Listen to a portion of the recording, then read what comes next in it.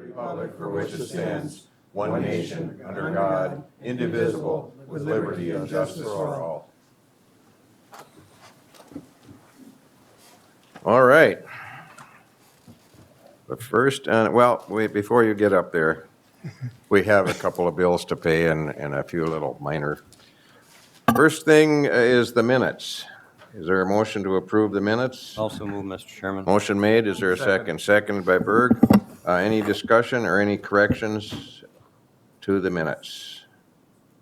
Hearing no discussion, all those in favor of approving the minutes from last meeting, say aye. Aye. Aye.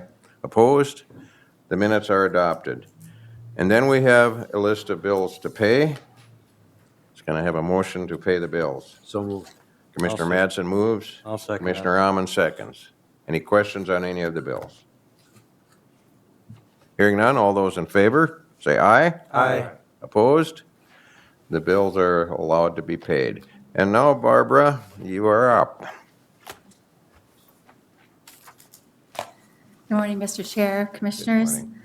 Again, my name is Barb Chafee, and I'm the CEO for Central Minnesota Jobs and Training Services. We serve 11 counties in the central and southern part of our state, including Candy, Ohio County. So I'm very glad to be here today with my staff.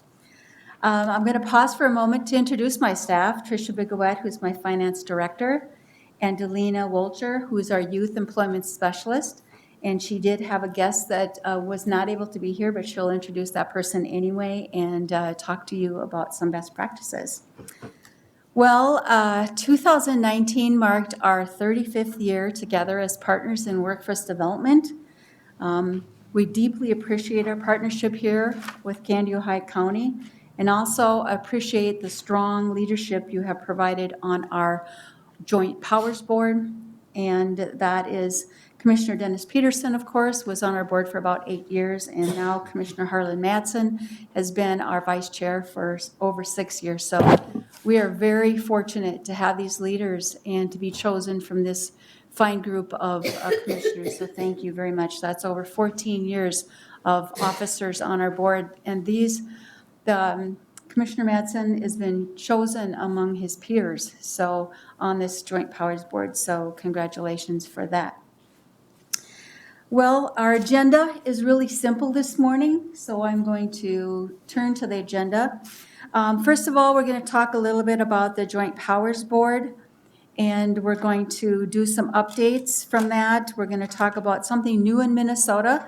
It's called the Workforce System Initiative, and it's called Career Force. And I'll wait for that to pop right in. For some reason, there it There you is. go. There we got her. There we go. It's sort of just, all right, you got to shake it. Okay. There is a new initiative called Career Force. It's a new branding initiative, and I'll speak about that. But what's the most important thing on our agenda is what's happening right here in Candy, Ohio County. And then Tricia will come up and do the business part of the agenda, and that is to talk to you about the annual fiscal audit. And then we'll do some question and answers if you have time. Well, we have there's actually two Joint Powers Board that are missing. We finally got their pictures, but obviously it didn't get into this one. And that is the one from Mike from Isanti County. No, that's not right. I'm sorry that is not correct. For some reason, it's correct on there. Okay. Meeker County has Steve Schmidt, and he is taking Mike Huberty's place. Commissioner Huberty and his lovely wife actually moved to Stearns County, and so that will be one commissioner that's new. There's actually two, and you can see that our vice chair there is Harlan Madsen. When I go to the next slide, and I have no idea, that one did pop up, good. Renville County Commissioner Greg Snow is also new, and he is he's just flip-flopping a new assignment with Randy Kramer, so most of you know Commissioner Kramer from Renville County. So those are the two individuals that are new on our Joint Powers Board.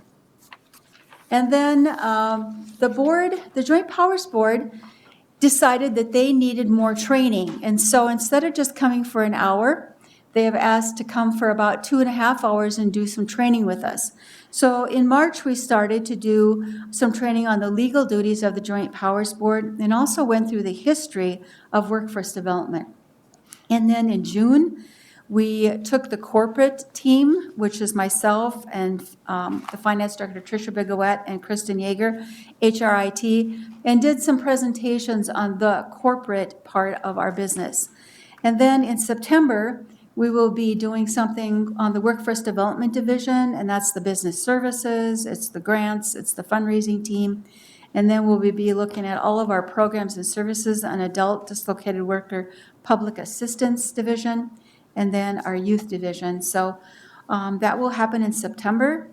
And then in December, always, we get together along with the operations committee of the board and with the Joint Powers Board and review all the annual fiscal audit. And we'll also be doing some more training after that event. Part of our day is done. If you don't know what these two maps are all about, I'll explain them to you. On the left-hand side is what we call the local workforce development areas. There are 16 areas, local workforce development areas in the state of Minnesota. Under federal law, then, there must be 16 governing units. So if you are 2 or more counties, you must become a governing unit under a Joint Powers Board. And that's where Commissioner Mattson is the vice chair. And then there's 16 directors. I am the director for that 11 county highlighted yellow area.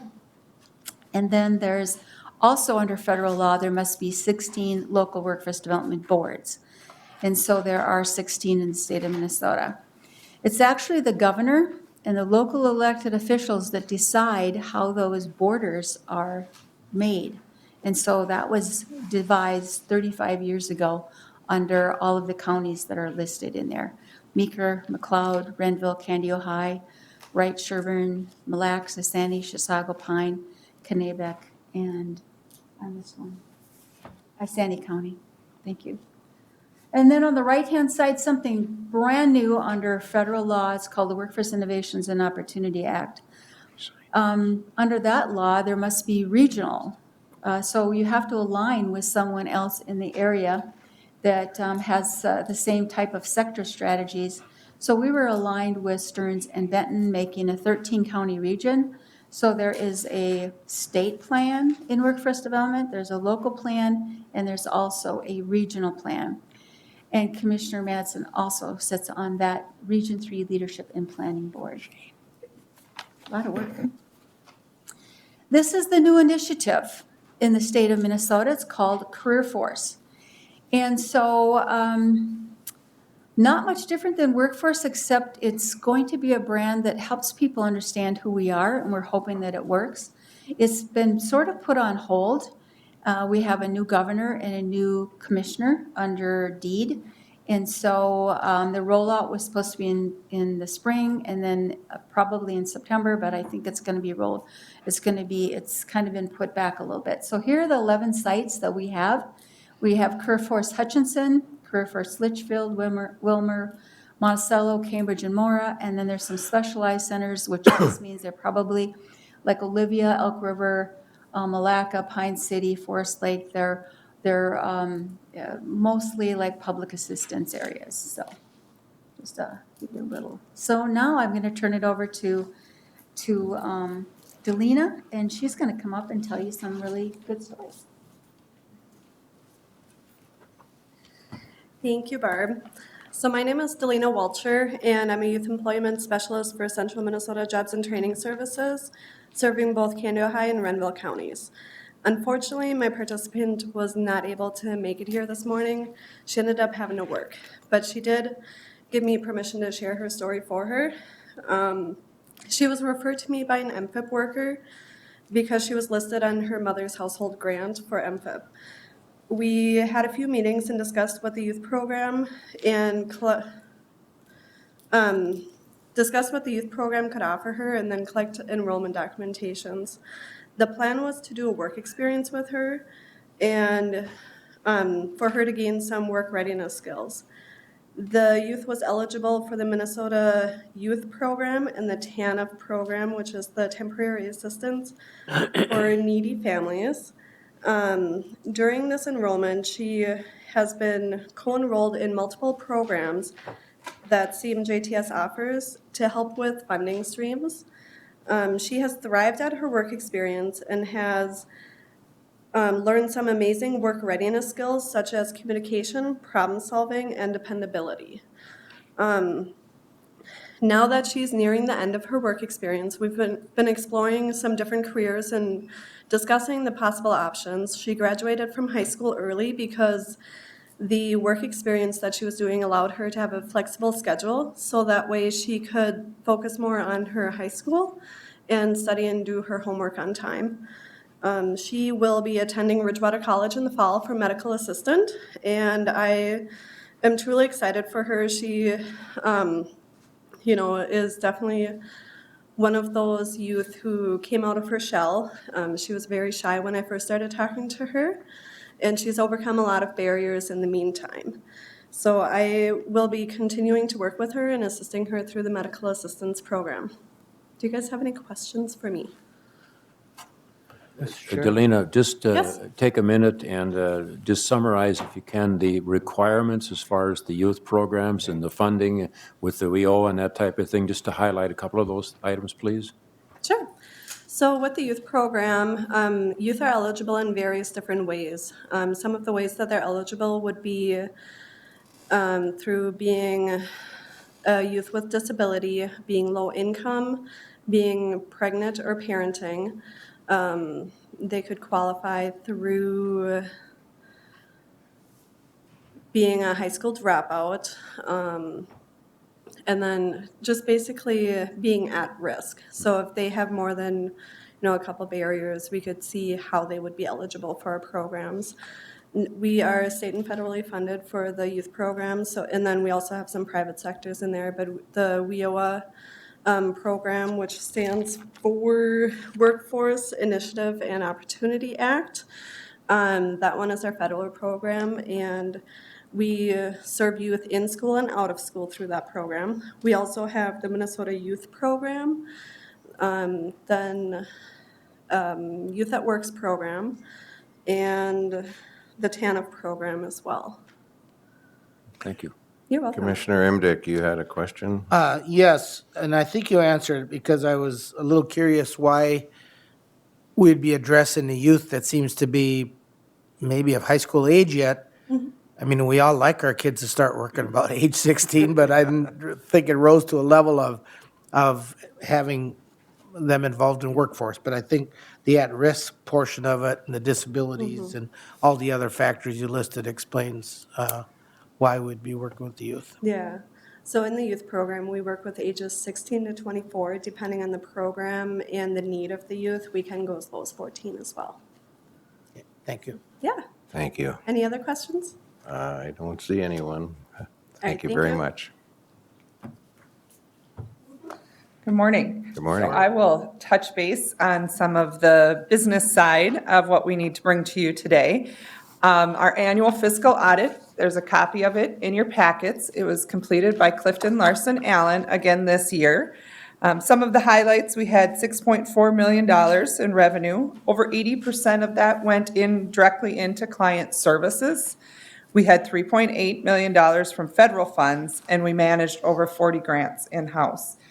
With preparing for our audit, we do all of our financial statements in-house so that Clifton Larson Allen's able to come in and give us an unmodified opinion, meaning they don't need to do our financial statements and audit them. They look at cash disbursements out of our accounts payable systems, our payroll transactions. They also pull our client files to make sure that we're meeting eligibility and program guidelines that are set forth by the state and federal regulations to make sure that our expenditures are accurate based on the program outlines. So if you look at the back of I think there's a copy too. In your packets, it's a summary of our results. And again, this year, we're proud to say that we had no issues, no areas of concern, no material weaknesses, no internal deficiencies. So as they look through our processes and procedures, everything's following. There's no issues that they needed to highlight or make recommendations on. This year, when they were in our office, they looked at our TANF cluster, which is mostly our public assistance programs. Also, like Delana said, we did have a youth program this year fall into our TANF cluster also that was audited. They will be coming again at the end of October. Our fiscal year ends June 30th, so we just are going through another year-end process right now, and we'll see them in our offices shortly. We do provide Commissioner Madsen on-time reports so that when he's coming into our offices monthly, he's getting a real-time look also at where we're standing, and he approves our budgets and our expenditures monthly, so that we're not just waiting till the end of the year to bring any surprises forward. As we look at kind of that funding report, we can see that 26% came from state, 52% came from federal sources, and our competitive division wrote for almost 21% of our funding. Some of our competitive still falls into state and federal funds, but that's without that competitive grant writing, it's not an allocated fund that comes to us. Our schedule of insurances is in your packet so that you can see that we're current and up to date, protecting Commissioner Madsen and his decisions that he makes when he comes into our office. And our annual report is also in your packet. Took on a new format this year, tried to update it, make it a briefer snapshot, look into our programs and what we have going on. So we were excited with this piece of work, and I think it's good information. Looking just as a recap of what our participants looked like this last year, we assisted over 33,000 individuals through the Universal Customer. Those are people coming into our offices, using our computers, using our resource rooms, attending job clubs, getting help with their resumes, but that they aren't enrolled in our programs. And then we had almost 3,000 people enrolled directly in our programs. And that's all that I have, so if you have any questions for me. Yes, Roger. You mentioned Commissioner Madsen's on-time report. Is he usually on time to his meeting? He is also on time. We provide cookies and coffee, so he comes on time. Typical farmer. If the food's there, he's going to show up. So, All right. Anybody else? Well, I just have a question. Yeah. Where do you see the progress now as far as participants in that type of training that's needed, or your assistance with the economy the way it is now? Have you seen a substantial change? I think as we shifted, we did focus a lot of our efforts on businesses, because not only are individuals our customers, businesses are also. So we really looked at our incumbent worker program. We really beefed that up, helped businesses progress their own current internal staff, so creating new openings at the entry level. Again, all of our clients, I think we've seen this for the last few years, are definitely the harder to serve clients, that they're coming in without any kind of technical experiences. I think that's general for the low unemployment rate. So we continue to work strongly with businesses, a lot of on-the-job training contracts, and making sure that we're kind of making those matchups between clients and businesses' needs. Okay. You mentioned working with the businesses. It occurred to me that a lot of businesses are struggling to fill some spots, and it seems too that there's a trend for baby boomers to re-enter the workforce after they've made a decision to retire from whatever they're doing. Do you work with that demographics, those people that are looking to re-enter? Absolutely. Okay. Yeah, and we even have, we're calling it our Untapped Workforce Series events. So, and that's one of the highlighted untapped workforce that we're highlighting, bringing in speakers on and talking with businesses. How have they seen successes in that and hiring those older workers to re-enter the workforce? How have they navigated Social Security systems to make sure that people aren't giving up their benefits in order to come back and share their knowledge? I know we have Xcel Energy that's going to be presenting that does a really good job of bringing back in retired engineers for their outages and how they've kind of navigated that system and made it still appealing to that workforce to stay in or to come back. And Mr. Chair, Commissioner Imbeck, to add to that, there's also another untapped source of qualified people, and that's the corrections. Yep. Individuals that are reentering after a stay in a prison or those types of facilities. And there are definite programs. We've had a couple of presentations on that, and there's more and more coordination and more conversations as to how those can be, because the fact is, we've heard multiple times, shortage of workforce. You've addressed it, all of us have addressed it. So all of those opportunities, Absolutely. including the youth at risk and everybody else, the baby boomers, et cetera, is how we bolster and how we look at vitality and overall quality of life and for the business and so on. So there are issues that are being discussed today that were only a fleeting thought a number of years ago, which has been very positive for the outcome. I would urge commissioners to look through the report. It's unfortunate the individual couldn't be here today, because what is most compelling is having the individuals, regardless of what their age is or what their career has been or their challenges have been, to tell us and to show us and to clearly demonstrate how these individuals have made a difference in their lives with that extra support. That's the most powerful testimony that can be given and has been given at the meetings I've attended. Thank you, Mr. Chair. Thank you. And thank you. Do you have anything to add? Well, one of the unusual things that is happening right now is we have the hardest to serve, but we also have those people with doctorates and masters that are coming in and wanting to work, and baby boomers. So I think that it's time, and don't discount us baby boomers, right?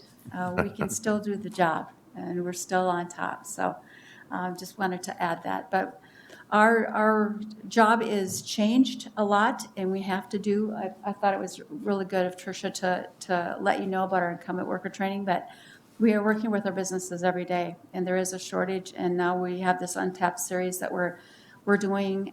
Please, if you have some time, we'd love to see you come in December, because that's when we have a lot of our participants, a lot of our businesses come together, and they all sit on a panel and talk about what they went through to get these jobs and change lives. So thank you for your time.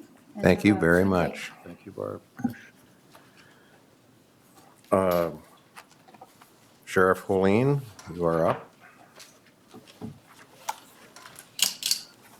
Good morning. Good morning. What you'll see before you is an agreement for law enforcement services for the city of Lake Lillian. And then just to explain a couple things as to how it kind of became about. When you look at what Wendy Lund, the city mayor, did, she reached out to me and wanted to have some sort of agreement in place because they understand that unlike the county attorney's office, where they're statutorily obligated to render services for them for what they do, the sheriff's office is unique. There are certain things that statutorily we have to do, and then there's things that we don't have to do because they are a charter city. So when you look at what they're willing to do is essentially reimburse us a little bit for our services that we provide. And when you look at a lot of the services that we provide already, we're going above and beyond what we're statutorily required. It's just that they're giving us a little stipend to do it. Some things that you'll see when I wrote this agreement up with them to kind of get every law enforcement agreement that we have with the cities. I adjusted this one to go from July 16th, 2019 to December 31st, 2019. So we have the rotation of all the city contracts on the same rotation rather than them being offset. Plus, it also works out well for election seasons, so at least the next incoming sheriff or re-elected sheriff ends up getting at least 1 year of contracts where they don't have to worry about getting those renewed. So what the city is looking to do to have the police powers agreement with us, right now, when I looked at what other cities were doing versus what Lake Lillian was doing, per capita, calls for service, et cetera, they ended up deciding they wanted to go 1/3 of what the city of Raymond was doing. So they're looking for just 3 hours a week till December 31st, 2019, paying the rate of $40.14 an hour. Then when I send out the letters in September, they'll look at renewing the contract. So just put that before you as well. If you got any questions, I'll can answer them for you. All right, any I would questions? move to accept, Mr. Chair. Motion to accept, I'll second that. seconded Commissioner Emdick. Any questions at all? I think it's straightforward. All those in favor of this agreement, say aye. Aye. Opposed? That is carried. Thank you. I'll need a signature from. Okay. And, yeah, I suppose I'm a county commissioner. Mel, go ahead and.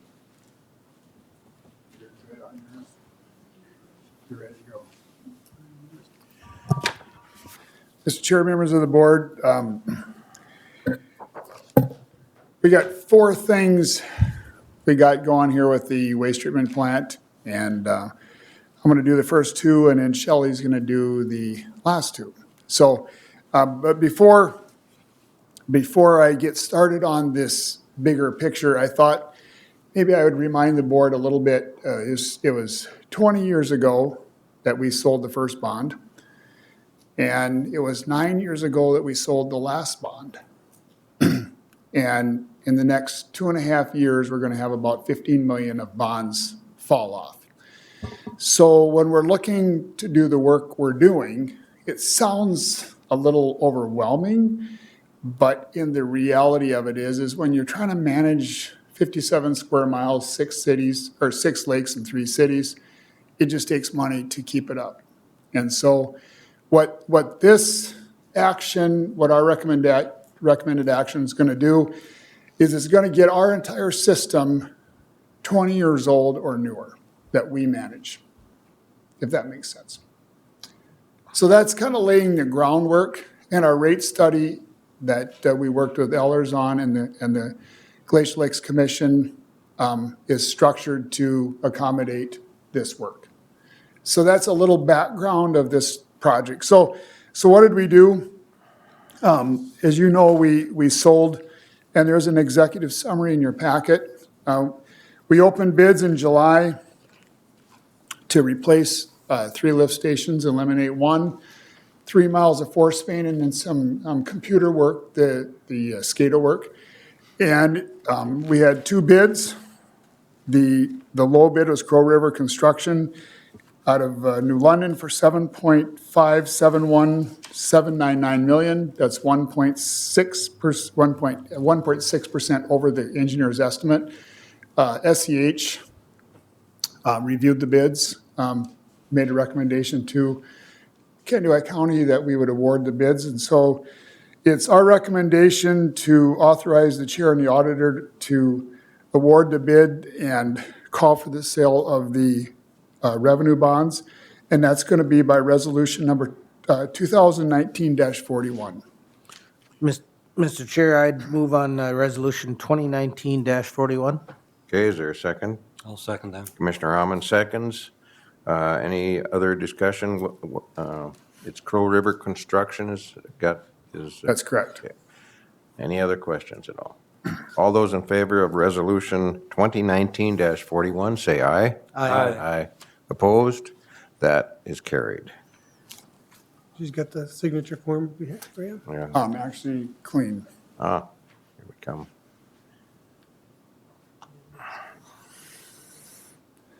And also included, the second thing we're talking about is hiring somebody to oversee the project admin, the closeout, and just overall project management. And when we set this up, so SEH did all the design, and so our recommendation to the county board is have SEH do all the construction management. And so we feel that that's the best way to go here. They've got, we set it up with 1 full-time employee for them and 1 part-time, more like a 50%, to come out on as needed basis for the amount of $695,083. And so we took it through I think last month through the Glacial Lakes Commission. And then we took it through last night again for final approval and forwarding it to this body for execution of the agreement. So it's my recommendation for the county board to sign the agreement with SEH. Mr. Chair, I'd also move on that agreement. Commissioner Emdike moves. Is there a second? I'll second it. Commissioner Berg seconds. Any further discussion? I just would say I think that makes good sense because that way as the work is getting done, we have someone who we can turn to, you know, kind of to be responsible for it being done the way it's supposed to be done. Yep. What's the bottom? And What we pay? there's a lot of things involved in this project, more than our staff, you know, is really resourced to handle, so. And it's not just this project. I can't believe all the projects this year that you're Yep, overseeing. this, Quite a year. Good year. yep, it's been a good year. And as far as the timeline is, they would start probably, we'd have a pre-construction meeting probably next month, and they would start as soon as possible. And then the ultimate deadline for this contract would be August of 2021. Yeah, 2021. That would be final punch list closeout. The heart of it's going to be done next summer. I mean, this fall and next summer. All right. So, We have a motion and a second. Any other questions? Hearing none, all those in favor of hiring this consultant, I suppose, to SEH, manage the yep, project? yep. Say aye. I Opposed? That is carried. so More stuff. All right. Okay, and you introduce yourself. I suspect you're from Ehlers. Did I say that right? I'm Shelley Eldridge, Municipal Advisor for the county from Ellers and Associates. And it's a pleasure to be here again to see y'all. A little bit of background, as Mel said, it's been a while since the Glacial Lakes system has been maintained or looked at even, and I want to commend the work and the background work that Director Odens and Colleen Thompson have done to get us to this point, or get the district to this point. They came in virtually having to figure out what was going on from the bottom up. And they spent a lot of time and a lot of effort trying to get a plan together to see where the system was, where the needs were in the system, how to pay for it, what the rates were looking like. And so the last 2 to 3 years, they've been working, and part of that it was, besides identifying what was going on in the system physically, they were trying to figure out the best way to pay for it, the most equitable way to pay for it, where the rates were, if they were reasonable, and how to sustain the system going forward. And I need to say that they did an excellent job, and I want to thank them for all the work that they did, because now there's a plan. They have a plan, what needs to be done as far as a capital improvement plan, and they know when it needs to be done, what needs to be done going forward, and there's like a 6 or 7 year outlook as far as what projects need to be done and how they're going to be paid for and how they're going to be financed. And as Mel said, that there's some debt coming off, and so what we're doing is we're wrapping the upcoming debt with what's falling off to keep the debt levels stable. So again, I just want to thank them for their hard work, and the board for sticking with the planning is always the hardest part. Doing is, well, it's hard work doing, but once you know what you're doing, it's easier than trying to do something when you're not knowing what you're doing. How's that for profound? So anyhow, back to the business at hand. We're looking at, after getting the bids, a $9,690,000 general obligation sewer water revenue bonds that are being authorized under Minnesota statutes 116A and the overriding statute 475. The bonds will be paid for with sewer and water revenues.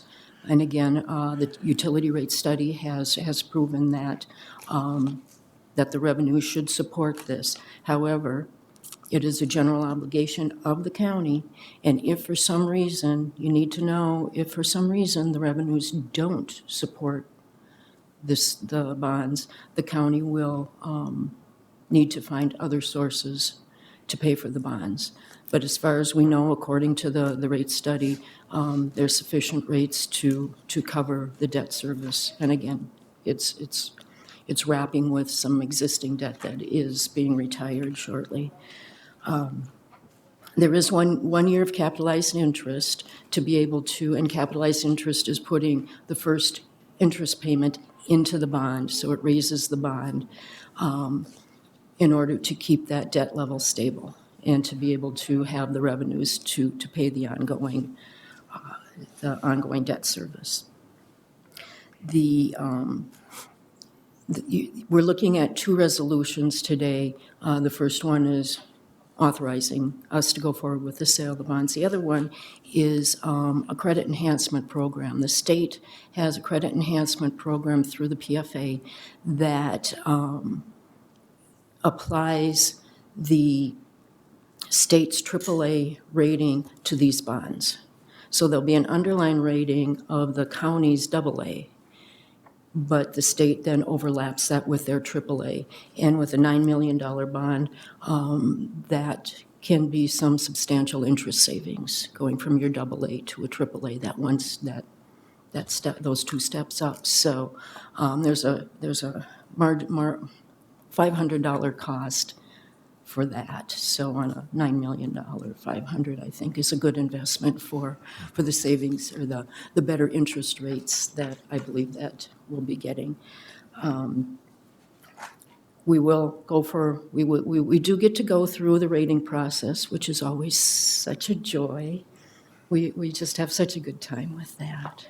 But it is kind of a fun, I don't know, maybe not fun for staff, but for me it's fun because you get to crow about what's going on in the county. You don't often get to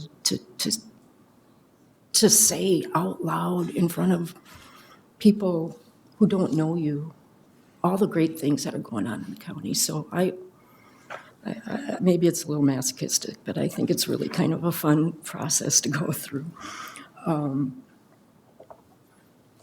We have, again, I think the last few bonds that we've done, we've gotten what's called premium bids, and I just want to prepare you for what a premium bid is. You've probably heard my spiel on this before, but I describe it as when you go to purchase a vehicle and you figure out what you want for the vehicle, which is what Mel just brought to you. This is what we want for our vehicle. This is how much we have to pay. Now we're going to go into the finance person. And the finance person says, well, and I'm going to talk about Fords because that's what I drive and that's what I know. So you go in and Ford Credit has some programs. And the financing, you can take low interest rates for a period of time, or you can get a rebate. You take market rates and you get a rebate back. And what you can do with that rebate is you can rust-proof your vehicle, you can, or whatever, or you can reduce your loan. That's what a premium bid is. We don't have the choice on low interest or the rebate. The premium is like the rebate on the car. And so what we would do is if we get that rebate, we'll reduce the loan. And if you look at the higher rates and the lower principal amount, you come out about the same as if you go with the lower rates and the higher principal. So we don't get the choice.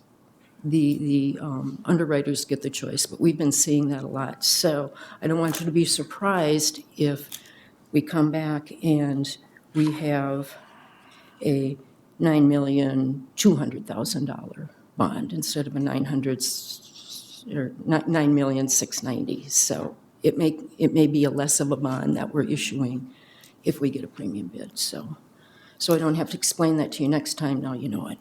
And you can talk about this at your next cocktail party, and people will really go, oh, yeah, right. And I think finally, there is a bond that we've been watching.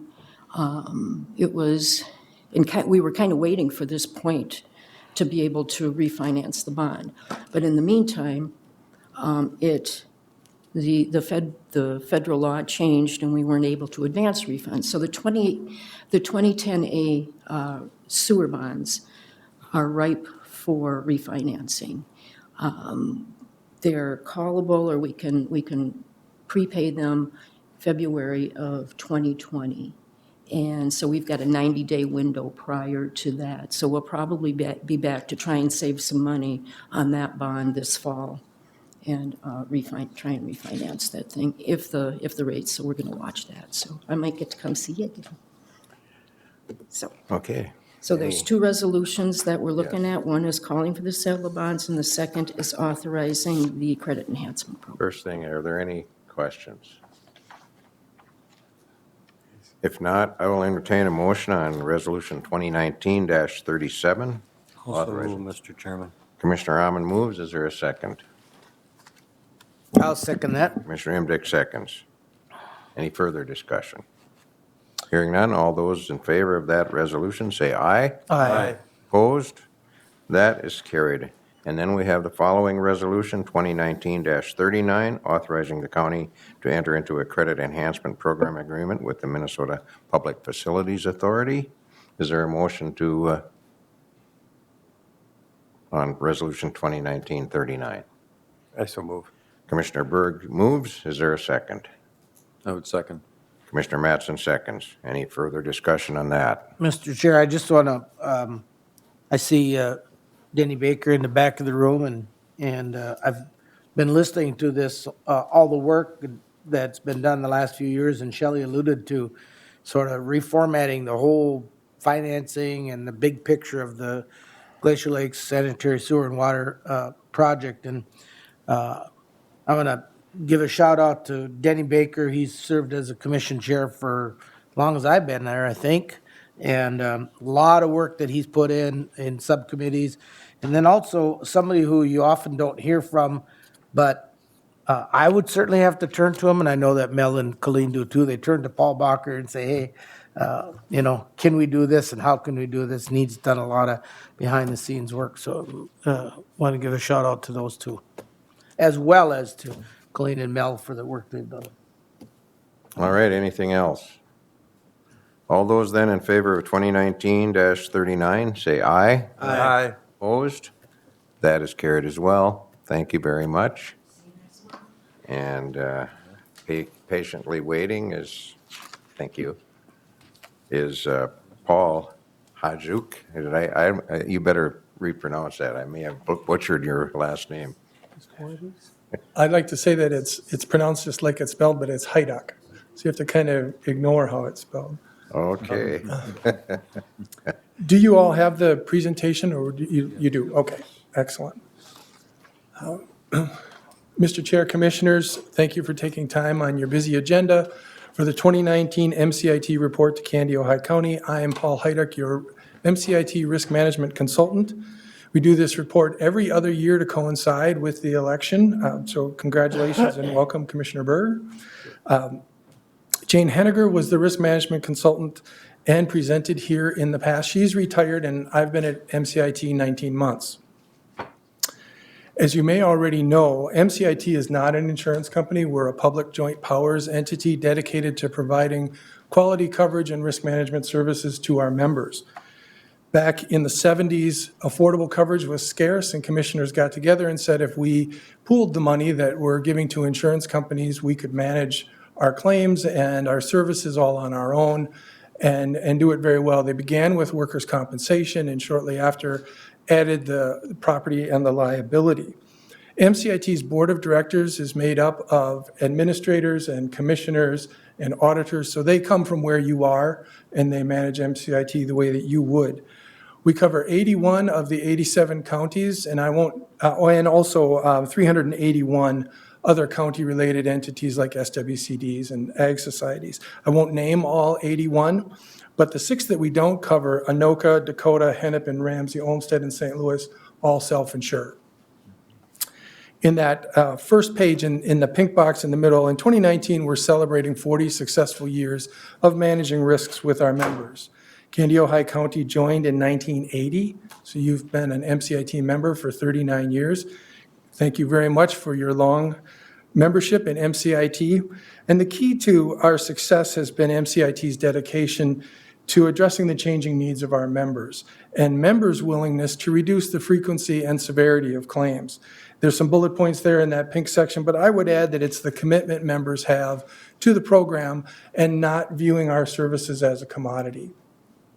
Down at the bottom in that black bar, you see the MCIT mission to provide counties and associated members with cost-effective coverage and quality risk management services, and I'll say more about the services later. If we flip to the middle section on the left-hand side, MCIT is financially sound today and tomorrow, and the way that we do that is with actuarially derived rates. So the actuaries look at what has happened in the past and apply the upcoming exposures from our members to come up with the rates. And those rates are meant to smooth out the peaks and valleys and allow for better year-to-year budgeting. So if you had a bad property claim in 2019, you would not expect to see a big contribution change in 2020 because of the effect of the pool, the number of members that we have, and individual members' bad experience is not going to move the contribution rates a great deal. If we look at the rates since 2010, the aggregate rates for property casualty have decreased over 30% and for workers' compensation over 32%. If we focus in a little bit tighter, since 2015, rates are either flat or down. And that brings us to everyone's favorite, the dividend. So the rates are prospective, looking at what we're charging in the future. Dividends look retrospectively. What has our claims experience been? How has the investment environment been? And are there dollars that could be returned to members? And in 2018, the board was able to declare the 28th consecutive dividend and actually just in the last few days announced the 2019 dividend as well. But in 2018, the dividend was almost $12 million. And you can see the Candy-Ojai total there in the box. And the board's goal is to never have to come to you and say, we don't have enough money to run MCIT. We can't pay the claims that we've got. They don't want to ever have to make a cash call. So they're always looking at the rates under that kind of an environment. They're still able to declare a dividend. And if we were a stock insurance company, those dividends would go to shareholders. But because we're joint powers, they go to our members and ultimately to the taxpayers. If we move then to the middle section, we're going to talk about claims for MCIT as a whole. On an individual county basis, we can look at these claims, but individual claims can easily skew the data and make it hard to really draw an effective conclusion. So we like looking at this data for the trust as a whole. 61% of our claims come from auto. So that's everything from windshields to collisions. 32% of the dollars come from auto. It makes some sense. We have over 9,000 vehicles and 1,500 trailers that we cover statewide. If we look back, though, at that frequency graph, the public employees liability, which used to be called public officials liability, but because it applies to all employees as well, we changed the name to public employees liability, and law enforcement liability together are 9% of our claims activity, but 36% of the dollars. So that's where you're seeing bigger claims come out of those two areas. MCIT does not experience rate the property casualty, but the collective claims activity of all members is certainly going to affect contributions, even though the individual members' claims are not. If we look at workers' compensation, again, this is the trust as a whole. Between the sheriff, jail operations, and the highway department, we have 51% of our claims coming from those two areas and 64% of the dollars. And this makes sense because they're typically 24-hour operations. They're often doing hazardous things, so seeing workers' compensation claims coming there, it makes some sense. And this is really why carriers did not want to write county business in the 70s, this kind of exposure. When we look at the workers' comp, though, an individual member's activity does affect their contribution, and the way that we do that is with a complex formula that's called the workers' compensation experience modification factor, which we call the MOD for short. It looks at the past frequency and severity of work-related illnesses and injuries to come up with your modified contribution. And the math behind it is that every employee is in a job class, and there's a rate on payroll for each of those classes. So your base contribution is the rate times the payroll that you have in those classes. But within that rate, the actuary has determined a level of claims activity, frequency and severity that they expect. So they look at an individual member's actual experience versus what they expected. And if it's better than they expected, you get a mod rate that's less than 1. If it's poor, it's greater than 1. So the math on that is your base contribution times the mod is your modified contribution. And you can see in that red banner there that Candy Ojai's contribution is, or the mod rate is 1.07. So you're paying about 7% higher than the base contribution. But if you look down at the second bullet point, you can see that historically it's been significantly below 1. And that doesn't happen by accident. So there's a lot of effort being put into safety in order to make your workers' compensation mod be less than 1. And the way the calculation works, it's a 3-year rolling set of years. And so obviously there has been a bad year or a bad claim that came in there to push the mod over 1, and that's got to work through the calculation, and ultimately, if things revert to what it has been, you'll be back below 1. If we move then to, on the right-hand side to the blue section, coverage enhancements for 2019. The first one is an area of emerging risk for us. The data compromise and Cyber 1 coverage was introduced in 2017. We made some modifications to sublimits in 2018. And for 2019, the change for counties is to increase the limit from $50,000 to $100,000 with no additional contribution. In the builder's risk area, coverage for structures increased to $750,000 from $500,000, and in contents to $150,000 from $100,000. Again, no additional charge to members for that. Another area of emerging risk for us is drones, and this is really good news in 2019. Previously, drones were only covered on a liability side for limited law enforcement uses. In 2019, it's any member use. So it could be GIS, highway, ditch authority, sheriff, it doesn't matter. Whatever you're using the drone for, it's covered in 2019. And we currently have 2 drones for Candy, Ojai County. So you are being covered by MCIT for that. And so that was truly a coverage enhancement for you. Then in the electronic data processing equipment coverage, we used to have a sublimit for equipment in transit or at non-member locations. So where this really came up a lot was with the voting equipment. So if it was stored centrally and then moved to the precincts, while it was being moved, you could have had more on an individual vehicle than the limit, so you would have the potential for an uncovered loss, or you could have more at a precinct than that limit, again, with the potential for an uncovered loss. So we've done away with that sublimit totally. As long as the equipment is on your inventory, wherever you have it, it's covered, whether it's in motion or stationary. And you don't have to tell us where it is. You don't have to say, well, we've got some at this city or this place or that place. As long as it's on the inventory, it's covered. And then coverage from the liability for dams used to be excluded 100% by MCIT. And in 2019, we added coverage for Class 3 dams. And those are the ones that are least likely to do downstream damage. They now are covered. And you don't have to do a list of dams in the county. You don't have to tell us which ones you're responsible for. And the liability could be resulting from a dam you don't own or you aren't responsible for. You would still be covered for that by MCIT. So the cyber coverage, the drone coverage, and dam coverage, they were all changed due to member input. Members coming to MCIT and saying, these are areas of concern for us. We need additional coverage in this area, and the board was able to respond. And in the case of dam coverage as well, with no additional contribution. So that brings us to the last page. Now, I said we would talk more about services. You have 2 consultants assigned to you from MCIT. The first is me, the risk management consultant. I look at coverage, liability, and risk management concerns, review joint powers agreements and contracts from a risk management perspective, and help identify potential risks and give advice on how to manage them. So I look at how the coverage document responds, or equally important, might not respond to a given situation. And then your loss control consultant is Bruce Casey.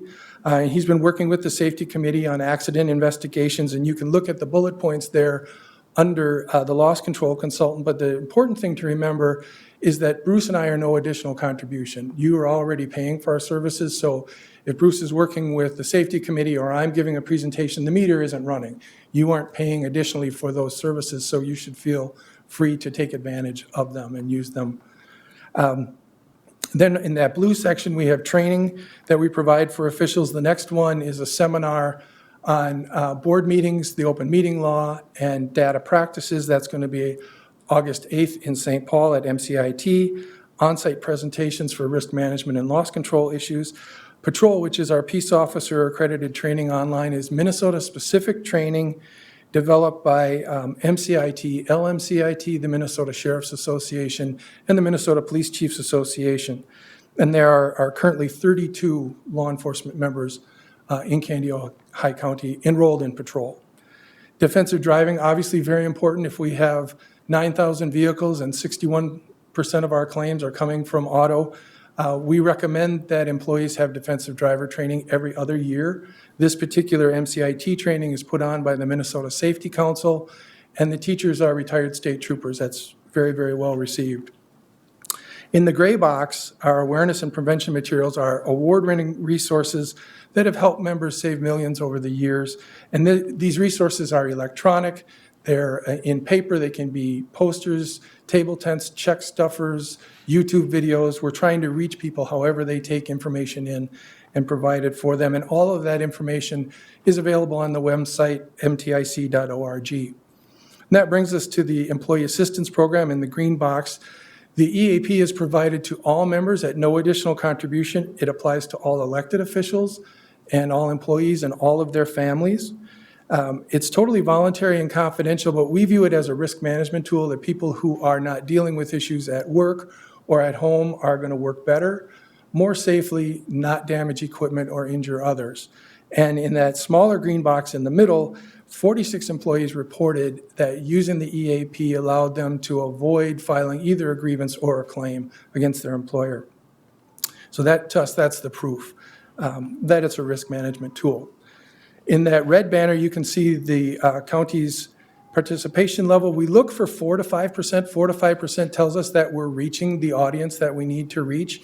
Now, if there's a lower level than that, it may still be that everyone's getting the service that they need, but that may be a reason to put out more information on it. We have information that's specific to elected officials, law enforcement personnel, and employees generally. They're slightly different audiences for the EAP, so that information, again, is available either in paper or in electronic form. And then the last thing is, on the bottom there in the black, is we're often asked, what can we as commissioners do to continue to support the program? And supporting safety initiatives like the Safety Committee and a return to work program for injured workers, attending risk management training, supporting and encouraging training for all employees, learning how coverage applies or maybe doesn't apply before you make decisions, having contracts reviewed for risk management before signing or approving them. And this one's important because we get lots of contracts in, and we'll find things in there that we know our members would prefer to have out. And those contracts, though, are too often signed already. And it's really hard to go back and get those negative things out if they're already signed. So before signing is best. And then promoting safety at all levels. Obviously, with the mod factor history that you've had here, you've been doing that. These things don't happen by accident. Organizations do not have a mod that's less than one without a safety focus. So continuing to promote that at all levels, because what you're promoting, that's what you're going to see the employees do. That is the report on behalf of the MCIT Board of Directors and your MCIT service team. Thank you for your continued support of MCIT. Thank you, Mr. Hydock. Did I say that correct? You did. That's very good. Any questions for? Mr. Chairman, just a point of information, Commissioner Earl Larson was one of the individuals that was the founding member of this organization. We noticed that we're on 39 of the years. We didn't sign up the first year. I was not on the board then, obviously, but we did not sign up because they had to have conversation at the board and looked at, it was the first rural county, one of the first rural counties to sign at that point. But Earl was one of the committee members that developed this organization. Yes. Mr. Chair, we're working with MCIT with our workman's comp issues. We met with Robin Sykes last fall, had a great meeting, talked about ways that we can better monitor and track those situations. And so she brought a bunch of staff out, and we all sat around the table and problem solved. So it was a good meeting. Mr. All right, Chairman, yes. thank you for being here and making the presentation. It's good to see we're getting a dividend back. Yes. Thank you for your safety programs and what you're doing for keeping our employees safe also.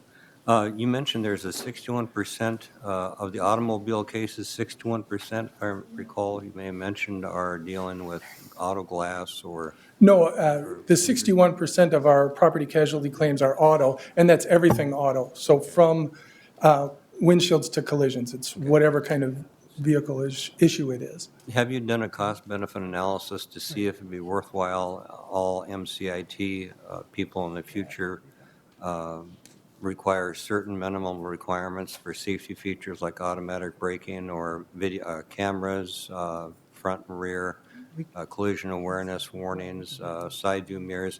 Has that ever occurred to the group that mandate may or may not be beneficial? I don't know. I'm just looking at all the vehicles and how they're changing so quickly, all these safety features. It's great.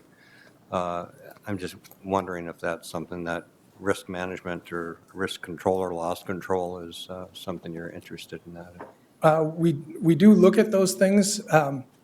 In general, MCIT and the industry supports all of those safety features on the newer vehicles, that they're very important. I don't think we've done a cost benefit that said, what would that, sort of add on cost, and do you get a return on having that on the vehicle? I think it's mostly anecdotal at this point that they really do make a difference.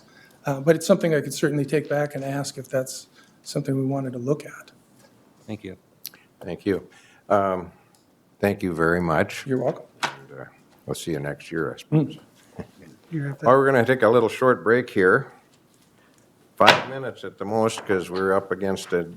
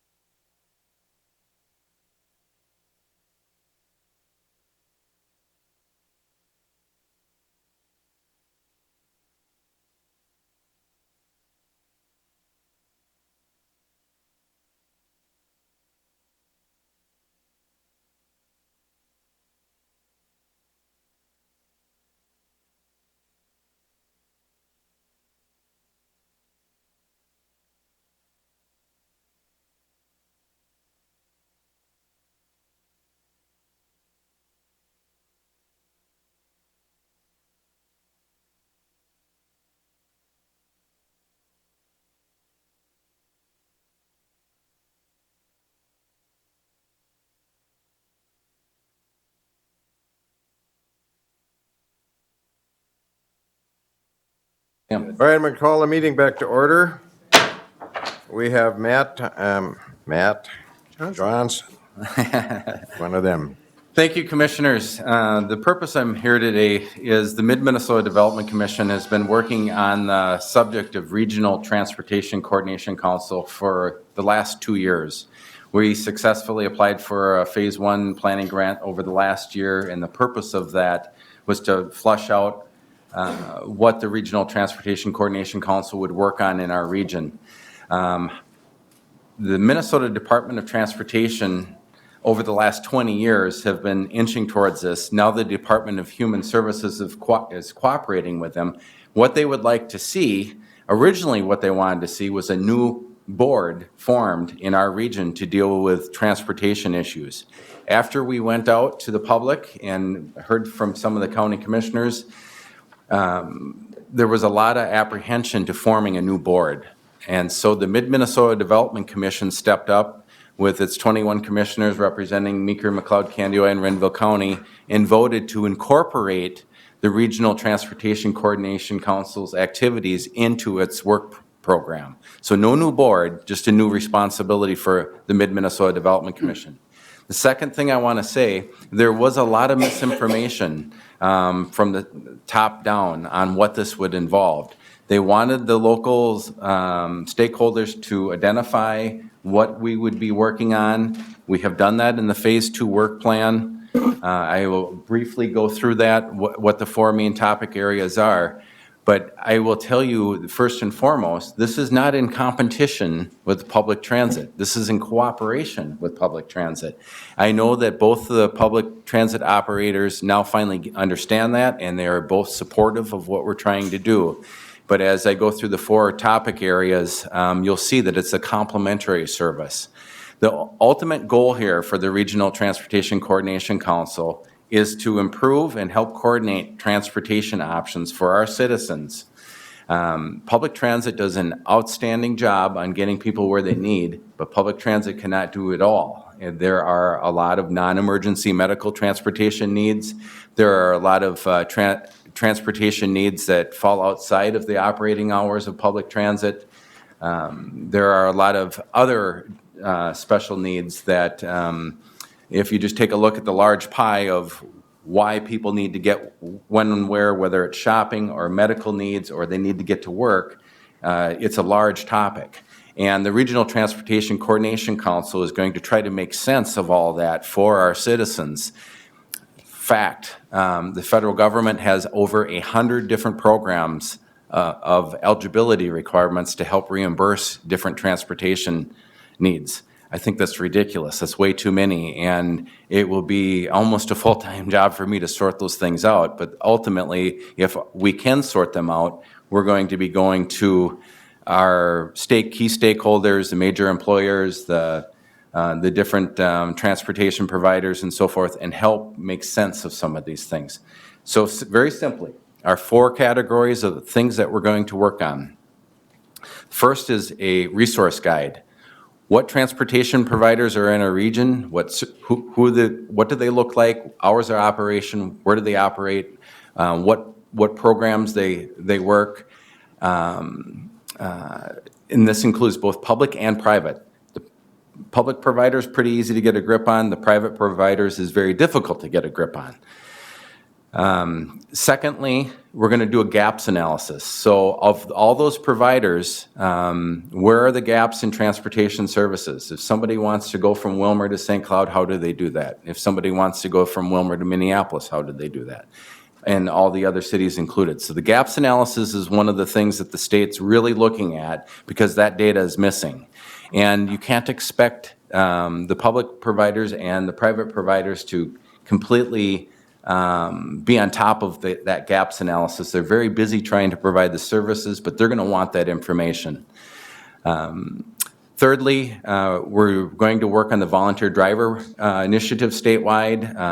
Most of the volunteer driver programs are starting to disappear around the state because the federal government says you have to be reimbursed at the IRS volunteer rate of 14 cents a mile rather than the business rate of 59 cents a mile, so volunteer drivers are disappearing.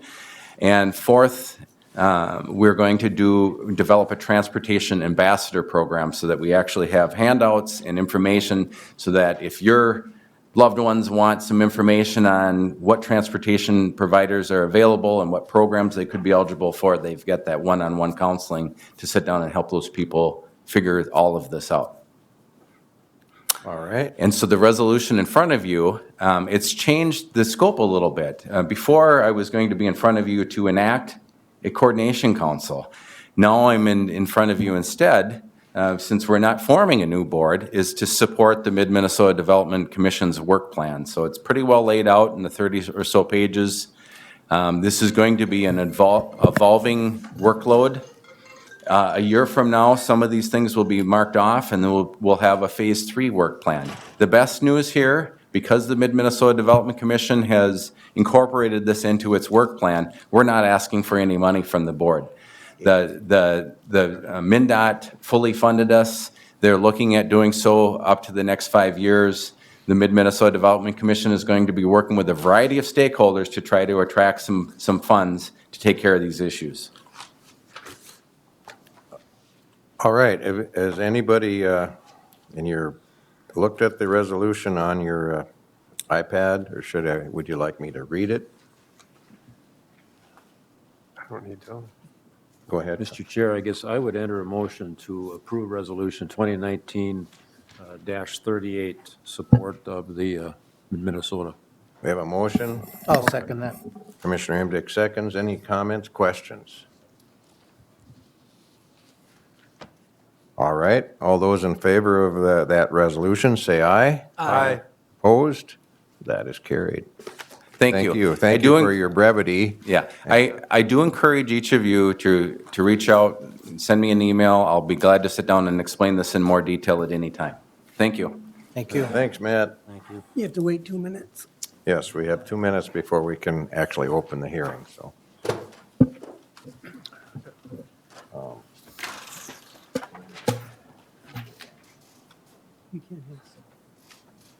We won't do the resolution until next board meeting because I don't know what we're going to do. Okay. This coordination is critical. It's getting more and more when you look at our aging population. Mr. Chairman, could we maybe take care of the proclamation or any other item? Proclamation. Yeah. He's not here yet. Oh, he's not here. I'm sorry. No, Damn it, Joe. Right. we got only a minute or so to wait, so. Yeah, no, I agree with you. You know, it's as we look at, you know, just like school buses. But do we have to adjourn? No. No, it's just open it up. That's what I thought, but I want to do everything really. right. You do have to close it. though. You have to do Close the it. hearing. Yeah, Yeah. yeah. So Yep, got that.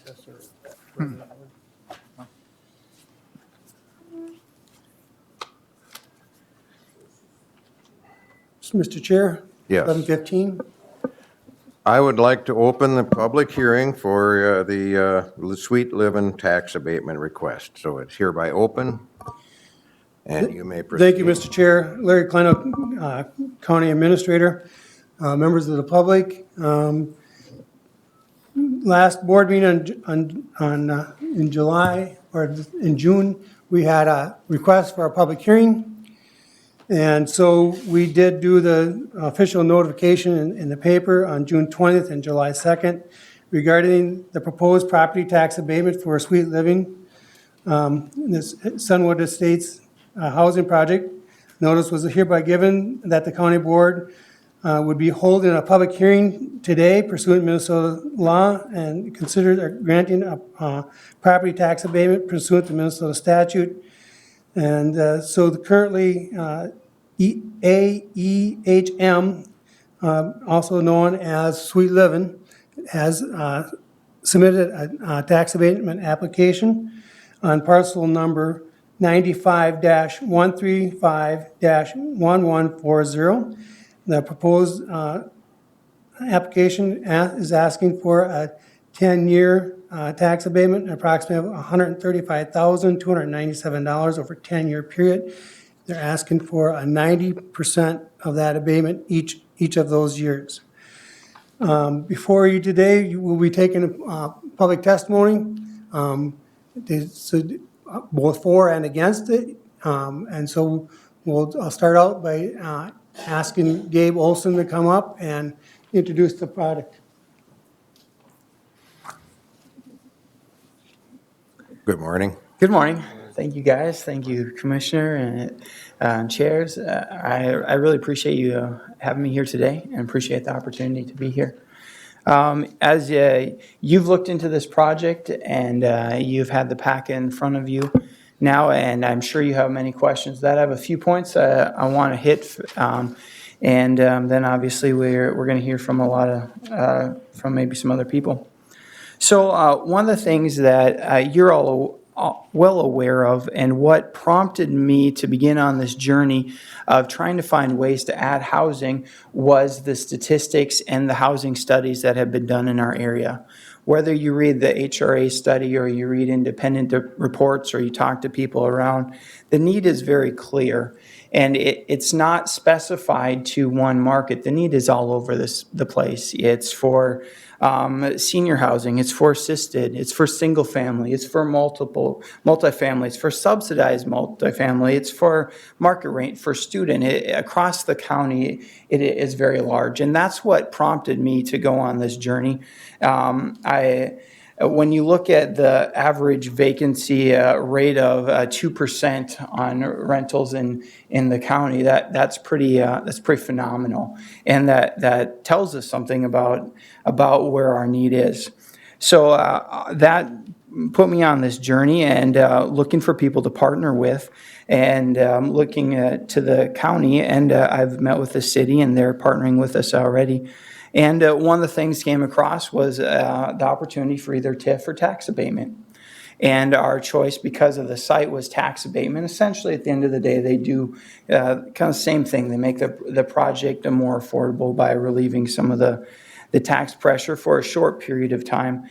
So in this case, the Minnesota statute saying to help redevelop or renew blighted areas is what prompted me to say that, that's what I own. That's what I just purchased, and I want to redevelop and I want to renew this property.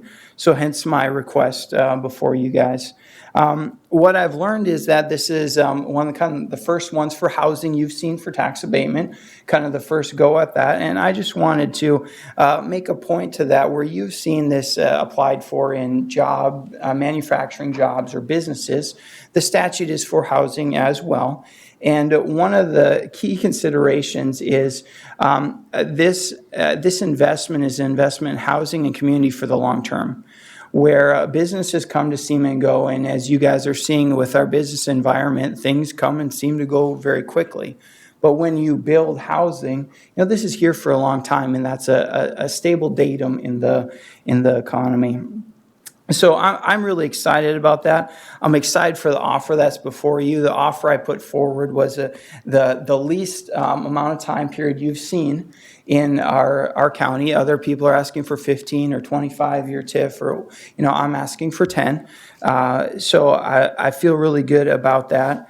And one of the things that I'm really excited about is, I know you guys are pro housing, you're pro county, you want growth. I'm not standing before a bunch of people who don't want to grow. And what I've done is I've said I want to partner with you guys. I'm a hometown boy, born and raised, Minnesota, this county. I actually in high school worked in the buildings I now own. I began by literally cleaning walls and cleaning toilets in the buildings I now own. So all that to say, hometown boy, local developer, wants to partner with you, and I'm grateful for this opportunity and excited to hopefully partner with you. Thank you, guys. Thank you. Question? Yes, that's what I thought. We'll possibly have some questions after the next four. Or someone else want to speak on the other side, or you have some letters you wanted to read? Anyone else want to speak either for or against? Go ahead. You come to the mic and introduce yourself. And my name is Diane Singh, and I've had rental over 20 years in Wilmer, and for quite a while in New London. I have to admit, I haven't followed this per se every minute of every day. I'm an independent person doing this on my own. And I started out with borrowing $5,000 from my dad after divorce, and he decided I should need more than a mattress to sleep on while I was taking care of 5 elderly people in my home through foster care that the county asked me to do more because the list was long. Long story short, another home was put up in a third. But either way, started at the bottom too. And I'm still scrubbing walls. My frustration, or one of my questions or concerns is, will HRA, it was just very frustrating just recently. Again, a particular party was trying to leave the lease for 11 months. I never had that before. Started out last summer, please sign this paper. I'm like, what? What is this? Well, no, I don't want you to leave. You just got here. I just gave you your 3rd stove. And through damaging and whatever, and trying to be helpful. And long story short, I get a letter in November from HRA stating that she says she's leaving, here's a 30-day notice. If in fact she does not leave, we will continue to pay. This was a tough winter. I needed to watch my property. I've had people leave in the night or weekends and whatever before. I've had others watch it, so I could leave for a few days. Because when they leave, sometimes the door stays open in the wintertime and pipes freeze up. So you've heard all the stories. I could write books. It's been a real struggle, especially when they left a month early.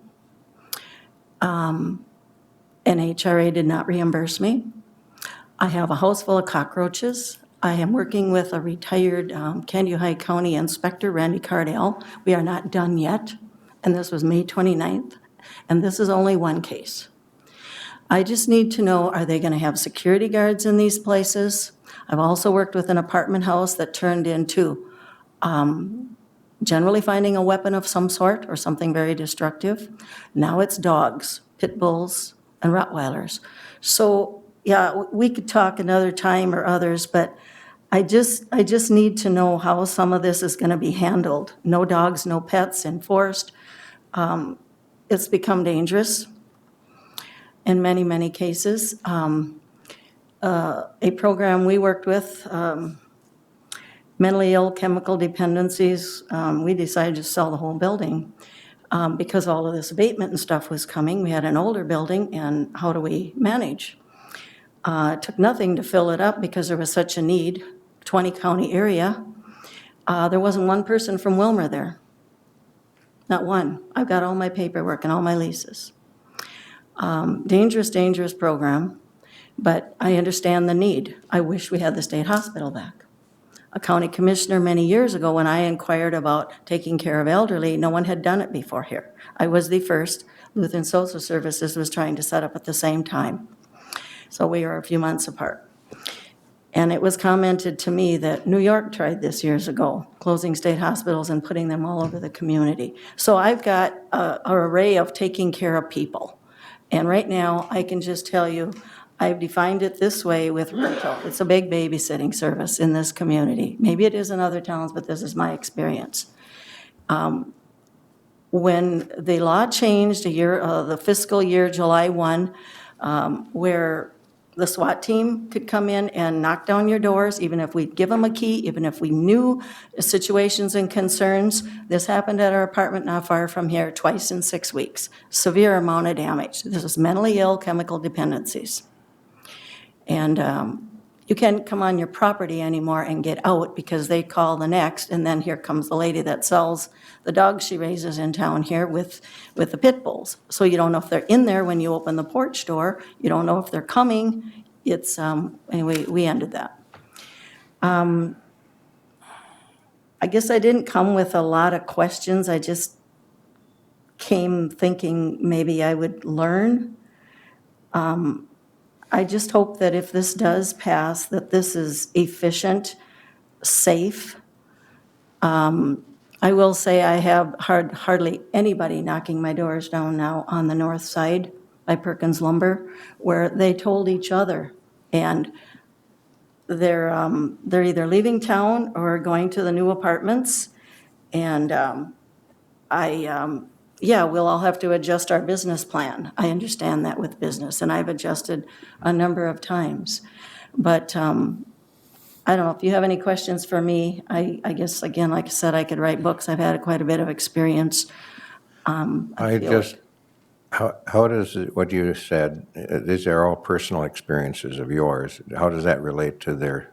Well, I started out at the bottom too, and I realized I could come and ask for tax abatement and stuff too. I just hope there is a real need for this person wanting to partner. I mean, otherwise, I didn't know this person till today, Gabe. And he said, when he said he's looking to partner, I was like ready to raise my hand, if this is so great, you know. All right. So- Well, Mr. Chair. yes. Thanks, Ms. Singh. I've struggled a little bit too with connecting the dots between what you presented and the request here today. So Well, are you saying you do support it or do not support it? I would prefer not, yeah. Okay. I think, Thank you. thank you for Appreciate it. your input. Anyone else wish to speak? Go ahead.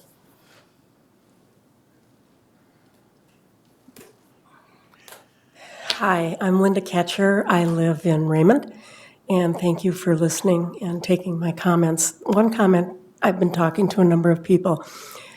The first comment is that if the time were different, a lot of people are working right now, and they can't be here. A lot of taxpayers are working, and they can't be here at 11:15 for a hearing. If you could somehow consider holding your hearings when working people are available, that'd be great. I'm retired, kind of self-employed, so I can be here. What I wanted to say is, yes, the city has approved this abatement, but I think that the economic development that this county wants to drive is based on good-paying jobs coming here, jobs that provide a living wage. Housing is needed, perhaps. A lot of the housing, we've put up some new housing, actually. I think that this person coming to you owns a lot of rental units. I think he can well afford to put these units up. When we're looking at helping someone, I think it's somebody that really needs the help. Our taxpayers now, you've come to before, saying we can't afford the roads. We can't afford the costs that are going up. And so now you're saying to the taxpayers, please help support this housing unit, when so many other housing developers are not being supported in any way. So my opinion is to not support this. And I would ask you to please consider it on behalf of the taxpayers. Thank you. Thank you, Linda. Anyone else wish to speak? Larry, you want to read some letters that you received? Mr. Chair, I received 3 letters yesterday were dropped off, which is permitted by our letters. The first one I'm reading is from Daryl Nielsen. From 4650 East Eagle Lake Road, Wilmer. To County Commissioners, dear Commissioners, I'm writing this letter to oppose the tax abatement for Sweet Living low-income housing project. I do not feel this project is a benefit to the Kansas County. Thank you for your concern. Truly, Daryl Nielsen.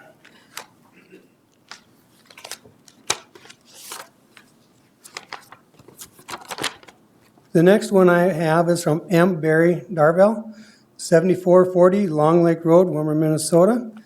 Dear Commissioners, I'm writing this letter to oppose the proposed tax abatement for Sweet Living low-income housing project. I do not feel that the project is a real long-term benefit to the county for several reasons. First, is my understanding that there already exist federal laws and rules that provide tax incentives and credits that relieves investors in this type of project of taxes on income or profits they generate, which should be an incentive enough to do the project.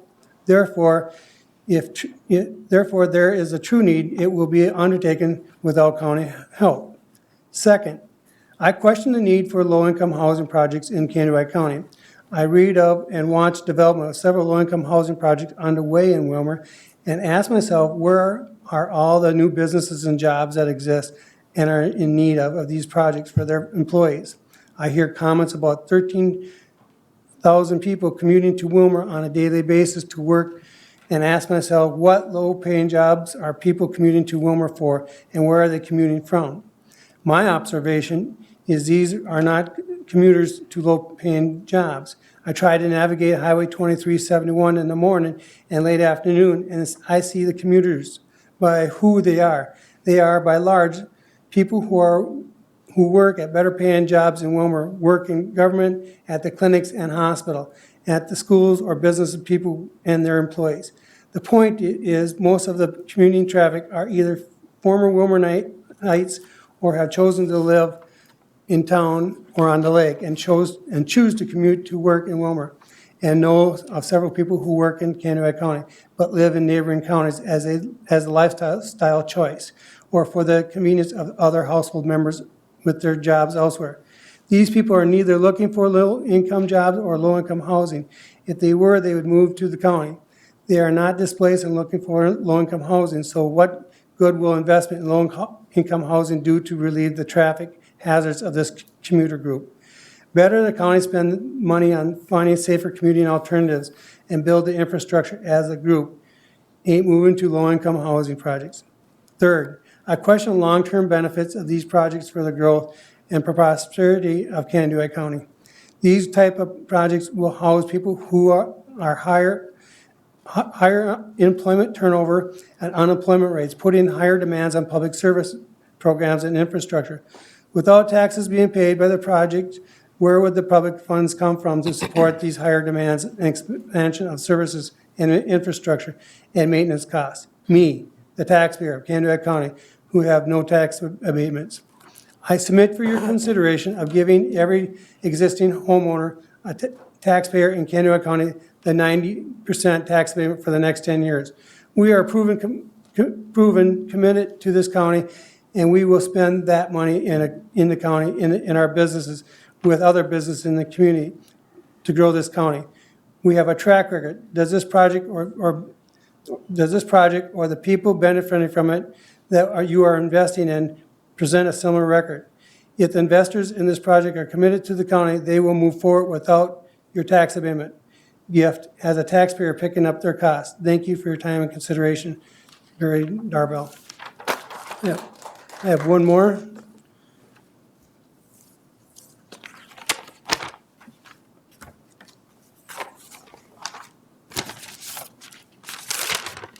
This one is from Alan Wrestlin, 14330 First Avenue Southwest, Raymond, Minnesota.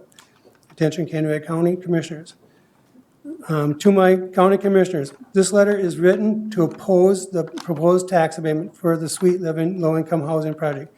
I see other issues as imminent need for dollars, like city streets, township, county road repair, road right-of-way maintenance, weeds and brush. Thank you in advance for your correct decision. Signed, Alan Refslin.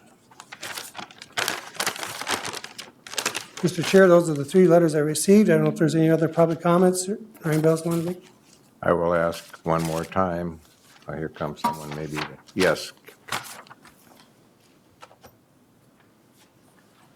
Hi, Aaron Backman, Executive Director for the Canandaigua County and City of Wilmer Economic Development Commission. In terms of housing, there continues to be a strong demand for housing units in our county.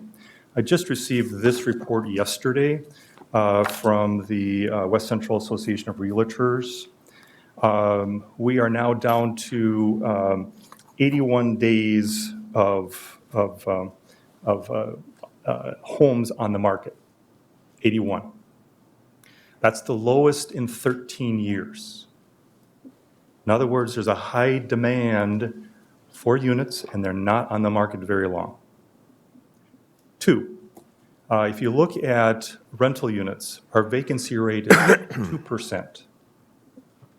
That is historically low. There's a demand for rental housing in this community, and it's not going away anytime soon. Now let's just compare for just a moment, say, another community with Wilmer. And in this example, I'm going to compare Wilmer with Minnetonka. There's obviously differences there. Minnetonka is about 53,000 in population. Wilmer's about 20,000. So it's about 2.5 times the size of the community here. The vacancy rate in Minnetonka is 2.4% for rental. Here it's 2%. They have about 23,000 in housing units. We have about 8,000. If you look at units under construction or planned, they have 1,900 units planned right now or under construction. We have about 350 here. So on a proportional basis, we should be, if we were similar to Minnetonka, be around 700 planned or under construction. Now, Minnetonka is not known for low income. It's not known for having a low percentage of single-family homes. They're about 75% owner-occupied homes. But if you look at that 1,900 units under construction or planned today, 90% are multifamily, are rental. Now, why would investors and developers do that? Because there's an opportunity and there's a need. Right now, we have developers, in this case, willing to invest $2.5+ million into this community. Now, what are they asking for? They're asking for $135,000. And Larry did ask me to run some cash flows, which we did, and you have those as alternatives, because historically, when commissioners, you have looked at abatement, it's been stepped down. And so you'll see there that there are a couple of examples where we've looked at, okay, well, what does it mean if we have something that's stepped down over time? So one example is 3 years at 80%, 3 years at 60%, 2 years at 40%. And you can kind of look at those other examples that are 80, 50, 20, 75, 50, 25. And ballpark, it's the assistance, instead of being $135,000, would be between $75,000 and $64,000 on a $2.5 million project. So it is notable. It's certainly assistance, but at the end of the day, they still have to make a significant investment into the community. I'd be happy to stand for any questions. Could you maybe explain to everyone that's watching on TV in the room here the tax abatement and what it really does? It's not, we're not giving them money per se, if I understand. Right. Could you just go through that so everyone has got an understanding of Certainly, what we're really Chair Nissen talking about? and members of the commission. So one thing I want to make clear too is Gabe and company will continue to pay their taxes. They will be paying taxes, and they will continue to be paying taxes on the current taxes on the property. There's going to be additional value because they're building 24 units. That's going to have an assessed value. Val will put together a value for that. And that difference between where they're at today and where they'll be at tomorrow will be used to offset some of the eligible costs, the $65,000, $75,000 or the $135,000. And those eligible costs can be things such as site prep, et cetera. Okay. Any other questions? Yes. You've dealt with you've dealt with tax abatement before. Do you feel this meets the criteria since the county board has not gone this direction before? And I'm really concerned about setting a precedent. Right. In terms of the criteria, Commissioner Berg, it is eligible. It does meet the criteria. Have we historically done abatement for housing? And the answer is no. More common has been TIF assistance for projects for housing. In terms of, and that certainly is the case in Wilmer. And in terms of abatement, it's been more so on the commercial side. So for example, the biggest abatement we have ever done was on Bushmills ethanol plant, for example. That was a significant assistance, creating jobs that has had long-term positive impact, I believe, on the county and egg producers. So this is new. One of the criteria has usually been jobs created. And in this case, other than the construction, they might hire a manager and that's it. Now, I understand the argument that they're creating housing for employees of other groups. Can you address that? Certainly, Chair Nissen. That is one difference, by the way, between abatement and TIF. With TIF, if the city or the county says this is the direction we're going to go, all the other units of government are part of that. But with abatement, each unit of government can opt in or opt out, and you have that ability to opt out if you so choose. In terms of job creation, I acknowledge that, no, this is not one that's going to be employing a significant number of people. Obviously, there's construction jobs, but those are short-term. So I grant you that. But for our employees, for our workforce, where do they live? People talked about in the letter that Larry read about the commuters, and that is very true. We have a significant number of people that on a typical workday, a significant number that are commuting in. And I should say about a quarter of those are commuting an hour away.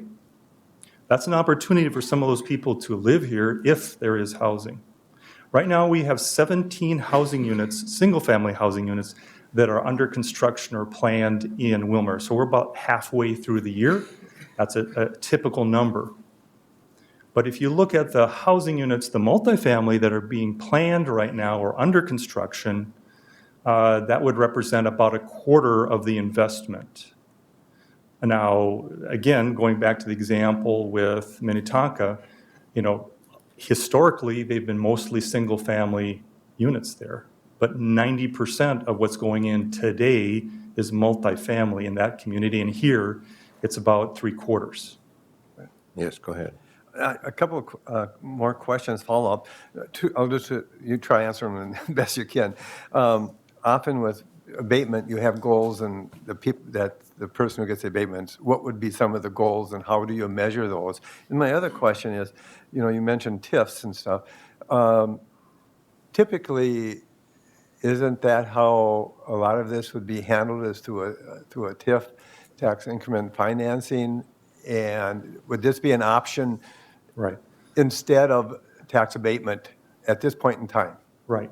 TIF would have been an option earlier. It is no longer an option in this case. In terms of abatement, some of the differences between the TIF and the abatement, there are certain rules by statute that you have to follow in TIF. In this case, it made more sense for the developer to look at abatement. They were not having a lot of, for example, infrastructure, unlike, say, the Herzog project that involves turn lanes, involves extending a sanitary sewer significant ways, putting in a detention pond, putting in major other roads, internal roads. That's not the case here. So it just didn't appear to be as good of a fit as abatement here.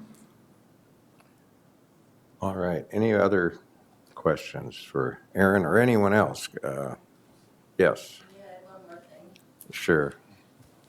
We got A case manager suggested to me last week that he isn't even able to place his people in some of these places because they don't have the money. The program does not allow them. They're too expensive. And I don't have the figures. I didn't ask for the figures, but he's worked with mental health and chemical dependency for a long time. Okay. Thank you. Yes, Alan. Just a comment, Al Refsinger. Mr. Chair, I'm sorry. I missed your name. And my comment is that we're talking about commuters and housing and all this stuff. Back to this deal of roads. The people getting to these roads, the skilled workers that need to get to their jobs to build the community, they're running into all these roads and stuff. They're driving a ways and they're hitting, I guess I'd say it this way, rut after rut. The county don't look good when you're driving in. And then you come into these housing developments and you're saying, well, where are these people working and building the community? Are they just using the community or are they building the community? So I'm saying the money going for this abatement should be looking at the skilled type workers coming into town that are going to put us in the right direction and focus our money toward anything they can have to make it better to work in this town. They can give them a shove in the right direction. So I'd rather see the money go that way, guys. So that's in my comment. Okay, thank you. Thank you. You go ahead. I had a question for Mr. Olson, if you will. And first off, I want to thank you and also thank other people in this room who deal with rental property and doing business in our county. And there's a need. There's no doubt there's a need. And especially you're addressing the need for 3-bedroom units. And there's a real shortage of that. There's definitely a need, but it's a matter of how does this all apply?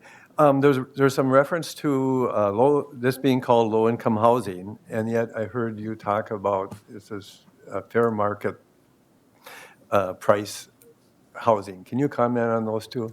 Correct, yeah, that's one misconception. This is not low income, this is not a subsidized property, there's not a subsidy that goes with this property.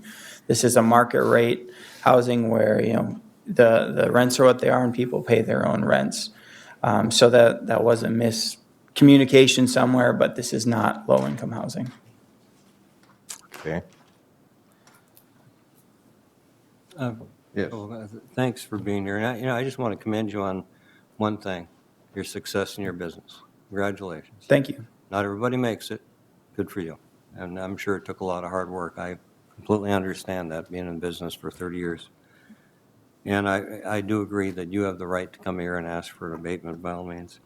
Now, as far as the financing goes with this group, you are, AEHM is your partner's subsidiary, correct?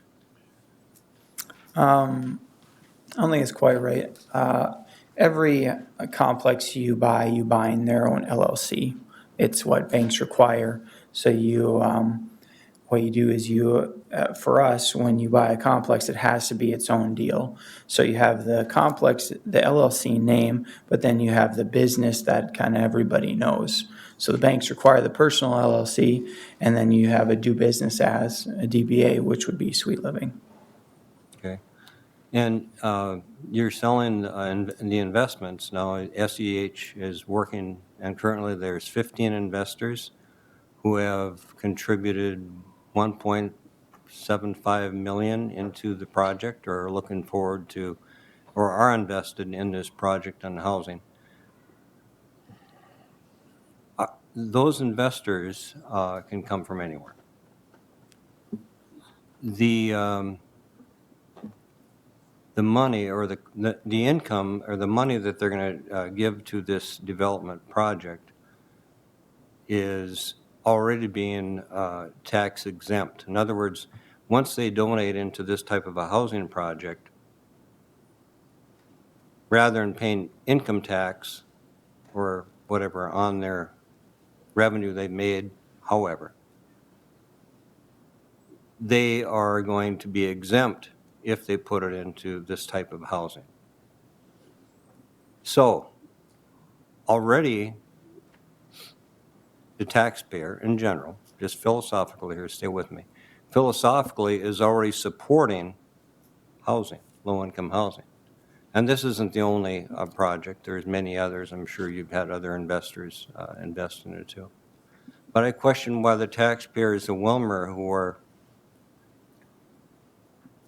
have already and continue to be indebted to the bond indebtedness of millions of dollars every year, exempt a company that seems to be financially solvent to get a break. But my concern is that Housing Redevelopment Authority, we're already spending money that the taxpayers paying their share of levy. We got $6 million budget. That's federal and state money going into housing. I guess the reason why I'm not really in favor of this particular project is job creation is the biggest thing. I believe in maybe using tax abatements based on securing or expansion of good paying, high quality jobs. I think there's something that we have to look at. But in this particular case, I can't support this. I commend you on what you're trying to do, but with the income tax credits that the people and the investors who, wherever they're from, are investing in this project, all this seems to me appear, if this is now announced and approved, will be a flag that says, hey, we're getting a heck of a deal here. They gave us a tax abatement, so let's invest, which return helps you find investors and build your project. And I just want to also say, you know, I had Mark Thompson give me to explain my case, if you could bear with me. But before you go on, was there a question in the first part? I just want to make sure I don't miss something. So Well, is there there is a something you question. want a response for in the first section of that? Yeah, as far as the investment money is not local, correct? I would say yes and no. Some is local. I can't disclose other people's financials. I can't disclose their tax position. I would say you would be incorrect that they have not paid taxes on all the money or the money that they're investing. That would be incorrect assumption that they're getting a double tax free, if that's kind of what I think you're saying. You might have to help me, but so that portion would not be. But you know, I have my money in it. Other local people have their money in it. So that saying it's all not local would not be the case. And without this abatement, now the city has approved a 90% abatement, and that is for how many $1,000 for 10 years? I can tell you, and it is in front of you in the market. I believe Elders did that for us. The city, it looks like at 90%, it was 87,000-ish. About 87, 90,000. And then the school district too, you're going to be requesting an abatement from the school district also? That is the goal. Okay, and do you know approximately how much that's going to be? It will be the same. My request is the same across the board to keep it simple. One of the things I was advised in starting this when meeting with the city was start with the city, and typically what they put forward is a precedence for other organizations, and that's important to other organizations. So this is what we worked with on them. It's what they put forward, and obviously it's what I'm putting before you. Okay, do we have that exact amount? 55,000. 55,000 On your sheet. Yeah, it okay, looks like I this. remember- it's just easier to question. It's than look it up, my 55,000. battery's almost going dead. $55,000. Yeah, 55,000, 90, 88. So we're looking at a large sum of money here. I guess that's the only questions I have for you. Thank you for your commitment and you coming here and standing up and answering these questions. You bet. Thank you for your time. Thank you. Anyone else have anything they'd like to add? Are we done with the public hearing? I am about to declare it closed. If no one else has anything they'd like to add. Yes, there's one more, and we really probably need to set a time next time. Denny Baker from Spicer. Gone through these programs, not so much tax abatement, but TIF programs. They are a good program. Why did our government put these in place? It was to help advance not only the commercial, but the housing as well. Sometimes we get very critical of these things because we really don't understand what's behind it, what's the purpose in what we're doing. We've used TIF in our city many times. It's been very progressive. The city has gained well. The taxpayers have not been hurt because that money wasn't there. But after a period of time, because the difference of where the tax base was to what it got improved to helped us advance. We built a hotel with partial TIF programming. We got approximately $800,000 to help us improve Lake Avenue down the main street of Spicer. So these things they're good. Yes, we have to watch how we use them, but they are positive. And the fact is that the tax base is there, and the extra is the TIF or the abatement, as you're talking about. But down the road, that 10-year period is done, what happens? It's full taxation back to the entities that have used this. So I understand that. I've gone through it with other public meetings on this, but it's a worthy thing, and it's not something that's cheating anybody. It's helping to progress our towns and our cities. And notice apparently a lot of the people from Wilmer, but this affects the county because it's a county abatement. So that I would just encourage the Board of Commissioners to take a look at that. You know, what happens today is building for the future.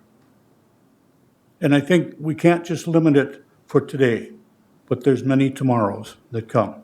Thank you. Thank you, Mayor Baker. That's one of the reasons I asked Aaron Bachman to explain tax abatement.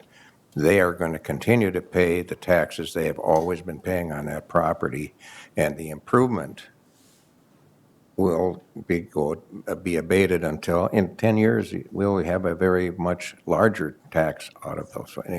Are you? Yeah, I have one more comment. Okay. If you would allow me, please. I will, but we need to wrap this up. I hate to belabor the point. You've heard from the professionals.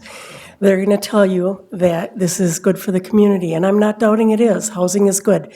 We have a lot of private developers now building housing for the community. You are not giving all of these developers an abatement, but here you have one in front of you who's solvent, wanting to do that. And let's talk about what is being abated. If I was to build $1 million house, you would not abate my taxes. Thank you. Thank you, Linda. All right, I'm going to declare this hearing closed. You need a motion. I would move. Thank you, Harlan. Move to close. I'll second. Seconded it. Mr. Mayor, Mr. Chairman, I have one question for the developer, if I could, just maybe before we close. We have a motion on the floor. Okay. And we can discuss the motion. Well, we can't, probably. No. No, it's No, not that's all right. debatable. So, all those in favor of closing the hearing, say aye. Aye. Opposed? The hearing is closed. Okay, Mr. Chair, your next option today, you have the option of making a decision today or postponing your decision until a future meeting. As a board, you have several options. You can reject the request of any abatement. You can accept the Sweet Leaven's proposal requested of 90% over 10 years for approximately $135,300. You can do any one of the following options that Aaron talked about. You could do option, in your package, you've seen options. You could do an 80% abatement for 3 years, 60% for 3 years, and 40% for 2 years. You could do another option. You could do 80% for 3 years, 50% for 3 years, or 20% for 2 years for $64,642 total. And option 3 is a 75% abatement for 3 years, 50% for 3 years, and 25% for 2 years, approximately $63,890. You could also come up with your own option if you want of a combination of those. As long as they fall within the state statute 469.182 to 469.1815. It just has to meet those criterias, and in the statute, as you know, under the abatements, there are certain qualities and regulations that you need to abide by. So, Mr. Chair, is your options. All right. Is there anyone wishing to make any kind of a motion, either to postpone or to accept or to do any of the options? Mr. Mayor, I move to decline the request for the abatement. Okay, there's a motion to decline. Is there a second?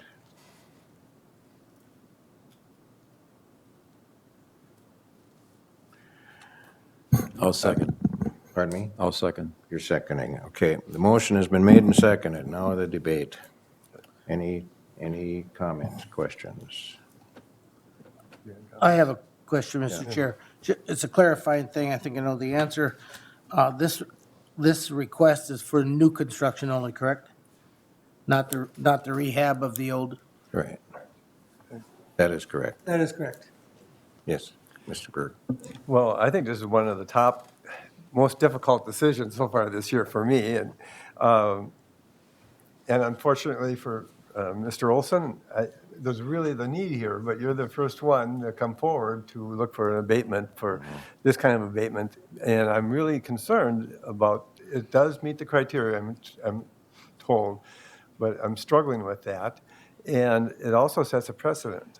And, you know, we've had people build housing in the past. We have not given abatements out. And I'm concerned in the future that we're going to be opening the door for anybody building a housing who would be asking for an abatement. And I'm just worried about precedent. I would comment along those lines and Ms. Catcher's comments. I am concerned because of all of the building that I see going on and proposed building as apartment buildings.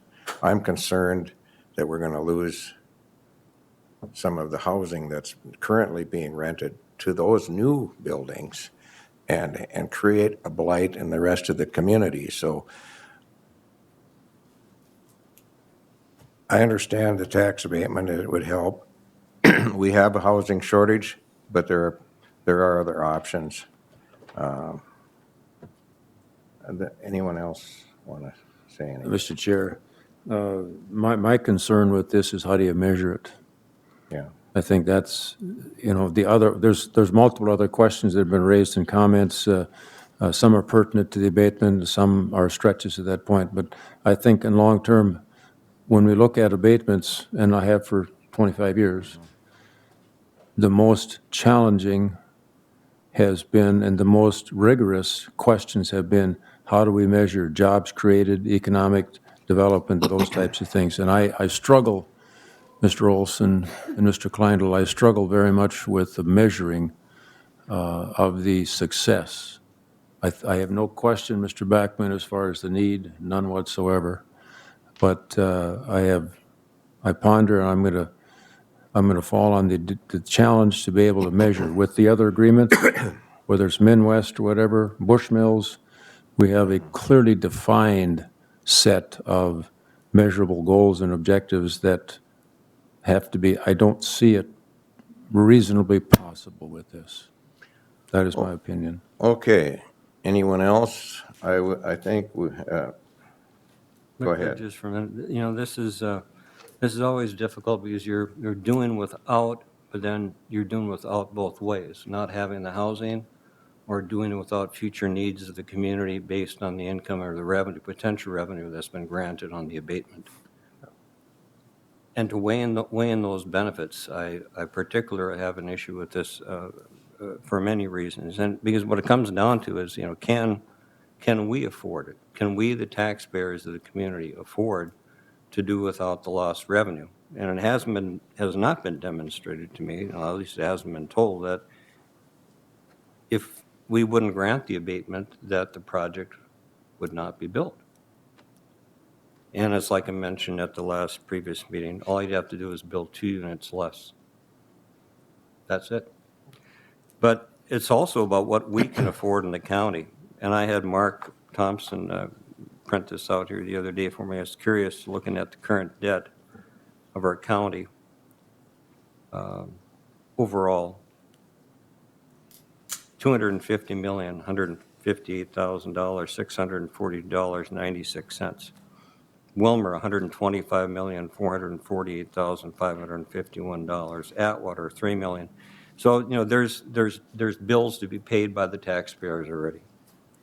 And then when you look at the tax abatements that have been paid already for, from 2013 to 2018, $127,848 this year in 2018. So the taxpayers are already contributing to economic development through the EDC for the formation of that club, through taxation, plus the state of Minnesota appropriated close to $150 million or more to give low-income loans out to low-income housing or moderate housing or workforce housing. Through the HRA, the $6 million budget we have there, the city taxpayers are contributing to low-income housing already. Steve, I'm going to interrupt. And they're not building low-income housing. well, no, I'm talking you- housing in general. Well, no, you've said low-income I'm several sorry, times. I apologize. I'm sorry I interrupted you. but No, thank you. Thank you you're for going down the correcting me wrong on path that. here. I appreciate that. But this also means that the city and the county and the school are doing without. And when you look at the school system alone, New London has $22.9 million indebtedness. Wilmer has $50.2 million. So, this isn't just that issue of granting and encouraging development and growth. I can look at this particular investment as a self-inflicted debt, just like a homeowner. Before you go and sign the papers to the banker, you're making a heck of a commitment. It's self-inflicted. No one's forcing you to do it. So in this particular case, I want to end my comments. So I'll leave it All there. right. Thank you. Thank you. I think everybody's had, Quick question, just to clarify, this is my understanding, and maybe the other commissioners can help me, or Mr. Kleindahl or Mr. Bachman. The city approved an abatement, so if we approve or not approve, it won't have any impact on that. That would still stand, that would be an option that would be still available, as well as the school's got to make a decision. Okay, thank you. Call the question. yes, thank you. Our question has been called. All those in favor of the motion to deny the request, say aye. Aye. Aye. Opposed? The motion carries. The abatement has been denied. Thank you all for your comments and participation. And we are way behind, so who's next on the, Mel? You-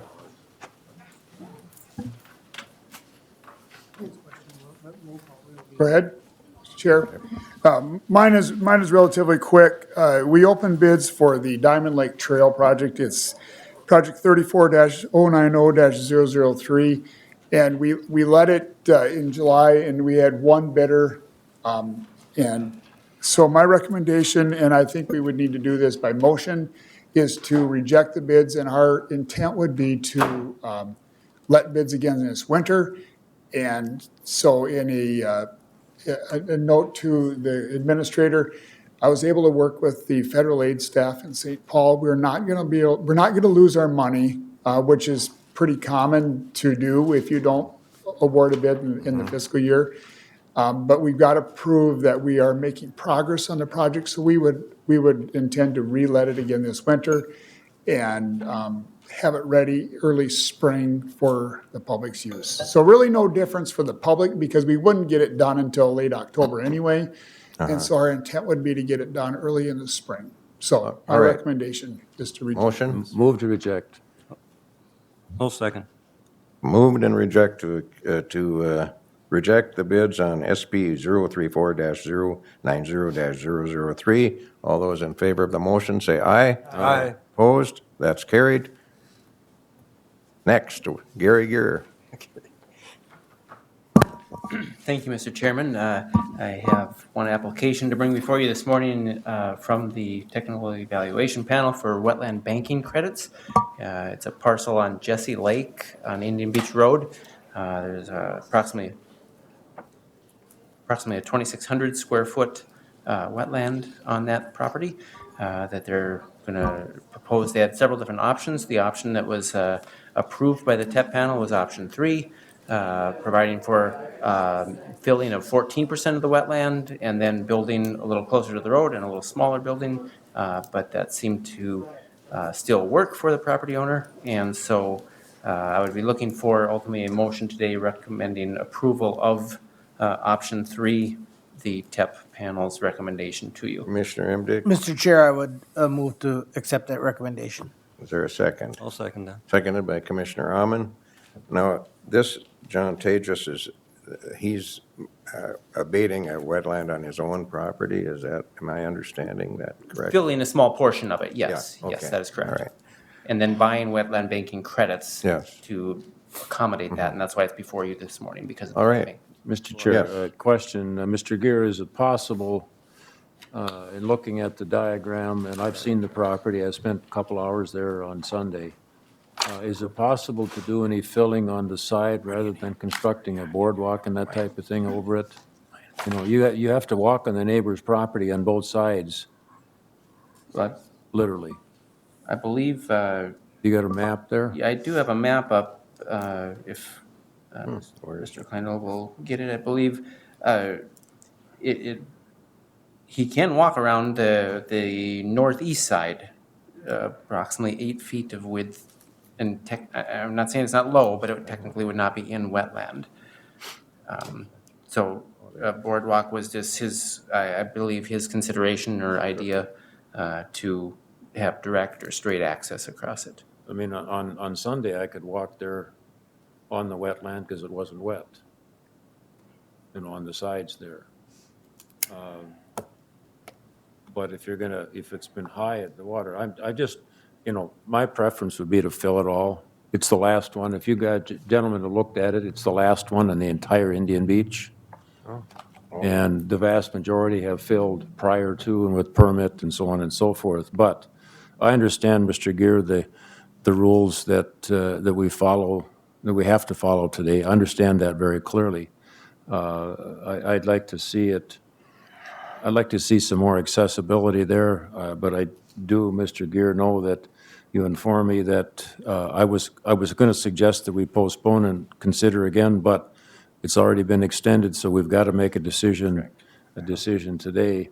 How flexible are you as a TEP panel with the size of the garage? Looking at gentlemen, fellow board members, look at the building to the left, or looking at the map here.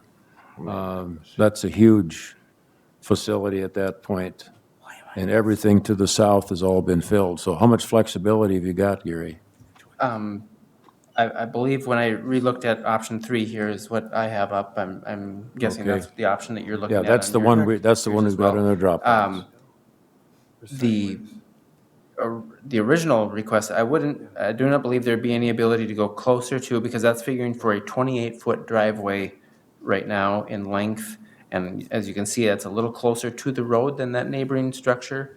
And then. Yeah, it's about 10, 15 feet. doesn't it? Yes, and so I do not believe there'd be flexibility to go a little farther, or closer, I'm sorry, to the road than what is being proposed.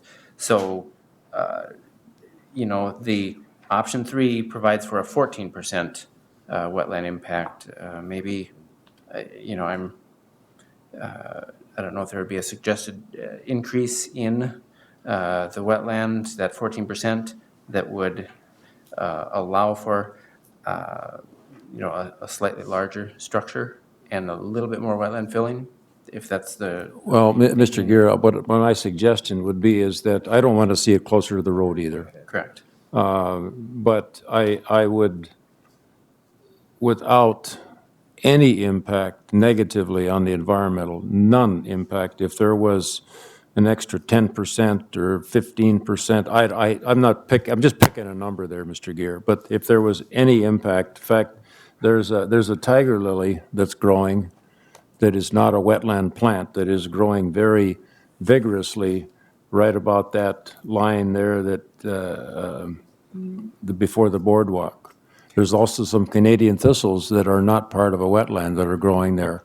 They weren't transplanted either. I had to bring that out there. So Mr. Chair and members, if there were some type of addition, if it's 25%, if it's 30%, it isn't going to have, it's 0.02% of an acre. It's swimming pools are bigger than that. And,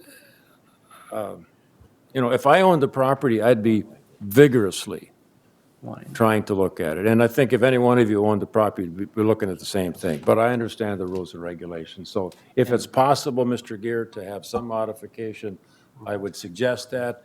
If it's not possible, I understand the regs. I believe it's possible. I would just say that it would need to be included into the motion or to provide for approving option 3 with the percentage change to 25% or something. 25% would basically make it a wash between the additional square footage that would be filled in the wetland and the additional square footage desired in the size of garage. So if that gives you something to ponder. You added something to say. Yes, thank you, Mr. Chair. I too visited the site, and I'm sure that if the buyer did the due diligence when he purchased the property, he probably realized the restrictions that he might have there someday. However, I agree with Mr. Madsen, it is a tiny, tiny spot. And if it's made a fair amount smaller, I don't believe it's ever going to run over as the water from the neighbor runs into it. There's fairly large berm, I'm sure you visited, Mr. Gear, fairly large berm between that small wetland and Lake Jesse that probably resulted from years of ice pushing the shore up, but whatever, it's a large berm, and I agree that it's a good collection point for the water that runs from some of the neighbors in the street, but I suspect it would do the same job if it was smaller. And I would support a larger abatement as Mr. Madsen does. However, does that solve his issue, as you point out with the wash on the size? Well, for the TEP panel, we're looking at it and reviewing it in the synchronizing it through the rules and through the procedures in place. And avoidance and minimization are our two key components. So that's what we're trying to do, was bump it as close to the road as our other provisions and ordinance would provide for, and then allowing a garage structure to be built. 26 by 26 is a nice size 2-stall garage. His proposal in option 1 and 2 were a 30 by 30, so 4 feet wider, 4 feet deeper. It would seem as though the width would be almost non-existent if he were to add in width to the amount of impact. The boundary disc touches the corner of the current one, and then coming back an additional 4 feet, there would be a small amount of square footage filled into the wetland, but I think those numbers wash out with if it was changed to 25% instead of 14%. I have a question. Go ahead, Commissioner. What's, there's no topography elevations on here, just approximately how much side slope is there on that area? He's proposing a 3-to-1 slope on once he sets his pad height. Okay. But the predominant grade across that area is very level amongst the neighbors. This is one small wetland in the back yet that remains. And just as a couple of questions, on the 5-foot path area on each side, that's going to be a path meaning like gravel or? No, a grassed area, just able to be walked on around. Yep. All right. And the boardwalk and the side, the area behind the garage, is that going to be impervious surface too? No, that would all be grass as well. Okay, all right. Is there any way that the restrictions could be minimalized? You know, you're trying to get the whole property in there. Is it possible that it looks like there is enough depth on the opposite side of the road to make the garage bigger. That probably isn't what the homeowner wants, but has that been considered too?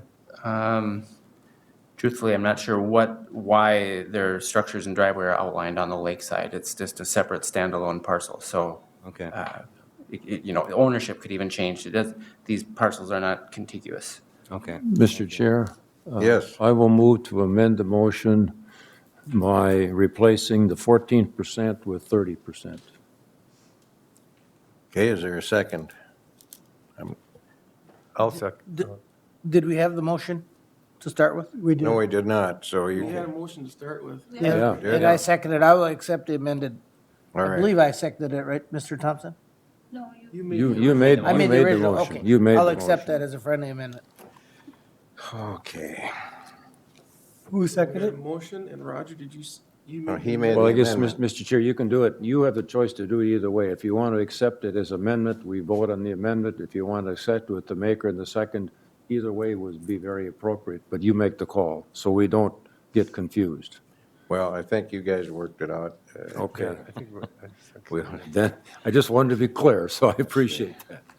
All right, so we have a motion and a second, the original motion and a friendly amendment to increase the, and you want to restate that? 30, replace the 14 with 30. Okay, and you understand? So approving option 3 with a Yes. 30% Right. provision. Yes. Yes, thank you, Mr. Any further questions at all or comments? I just have one question because, you get creative in these situations.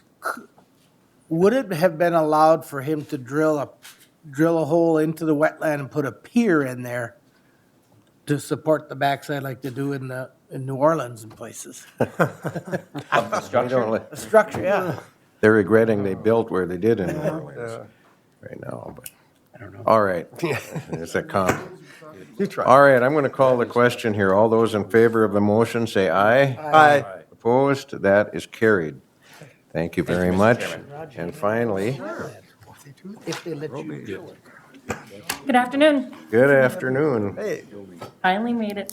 So for the sake of time, I'm going to kind of speed up what I brought today a little bit. I would like to introduce my staff and then talk about the proclamation for Probation and Parole Officers Week next week. What I'm going to do is several of my staff are either at court, there's a couple vacations, and there's one cooking.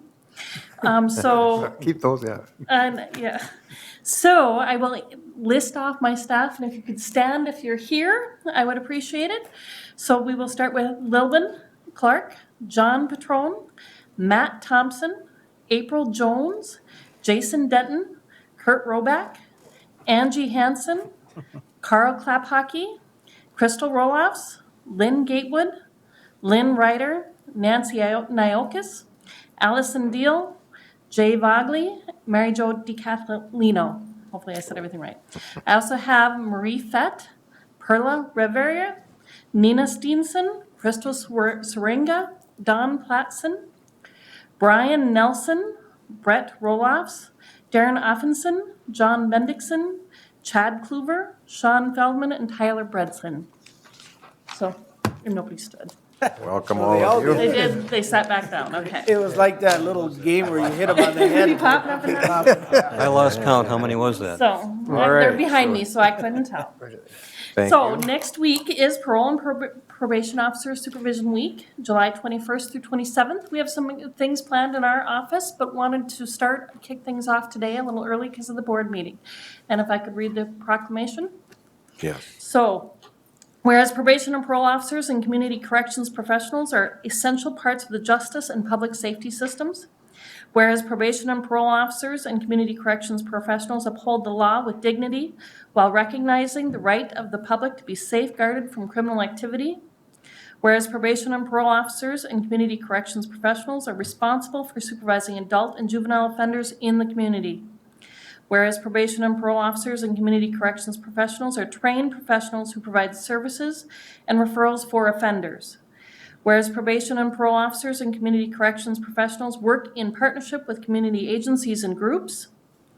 Whereas probation and parole officers and community corrections professionals promote prevention, intervention, and advocacy. Whereas probation and parole officers and community corrections professionals provide services, support, and protection for victims. Whereas probation and parole officers and community corrections professionals advocate for community and restorative justice. Whereas probation and parole officers and community corrections professionals are a true force for positive change within their communities. Now, therefore, the Board of Commissioners of Candy, Ohio do hereby proclaim July 21st through July 27th, 2019 as pretrial probation and parole supervision week in Candy, Ohio County. As the county board, we also call upon citizens, government agencies, public and private institutions, businesses, and schools in Candy, Ohio County to encourage citizens to honor these probation and parole officers and community corrections professionals to recognize their achievements. Thank you. So, Motion made to approve that proclamation. Is there a second? I'll second that. Seconded by Commissioner Alman. I don't think it requires any debate. All those in favor say aye. Aye. Opposed? That is carried. Thank you very Thank you. much. Thank you, everybody. Yes. Thank you. Yeah, thank you all. Thank Good to see you all. In the interest of time, I believe your favorite subject, the committee reports, will probably be canceled today. I know you're feeling Oh, awful about that. But we'll go to, we have one more piece of business, and that's to set a budget date for the commissioners Oh, to get yes. together with selected department heads. Mr. Chair, I'd like to recommend August 13th here in the boardroom from 8:30 to noon. Does that work for everybody? I gotta look. August 13th?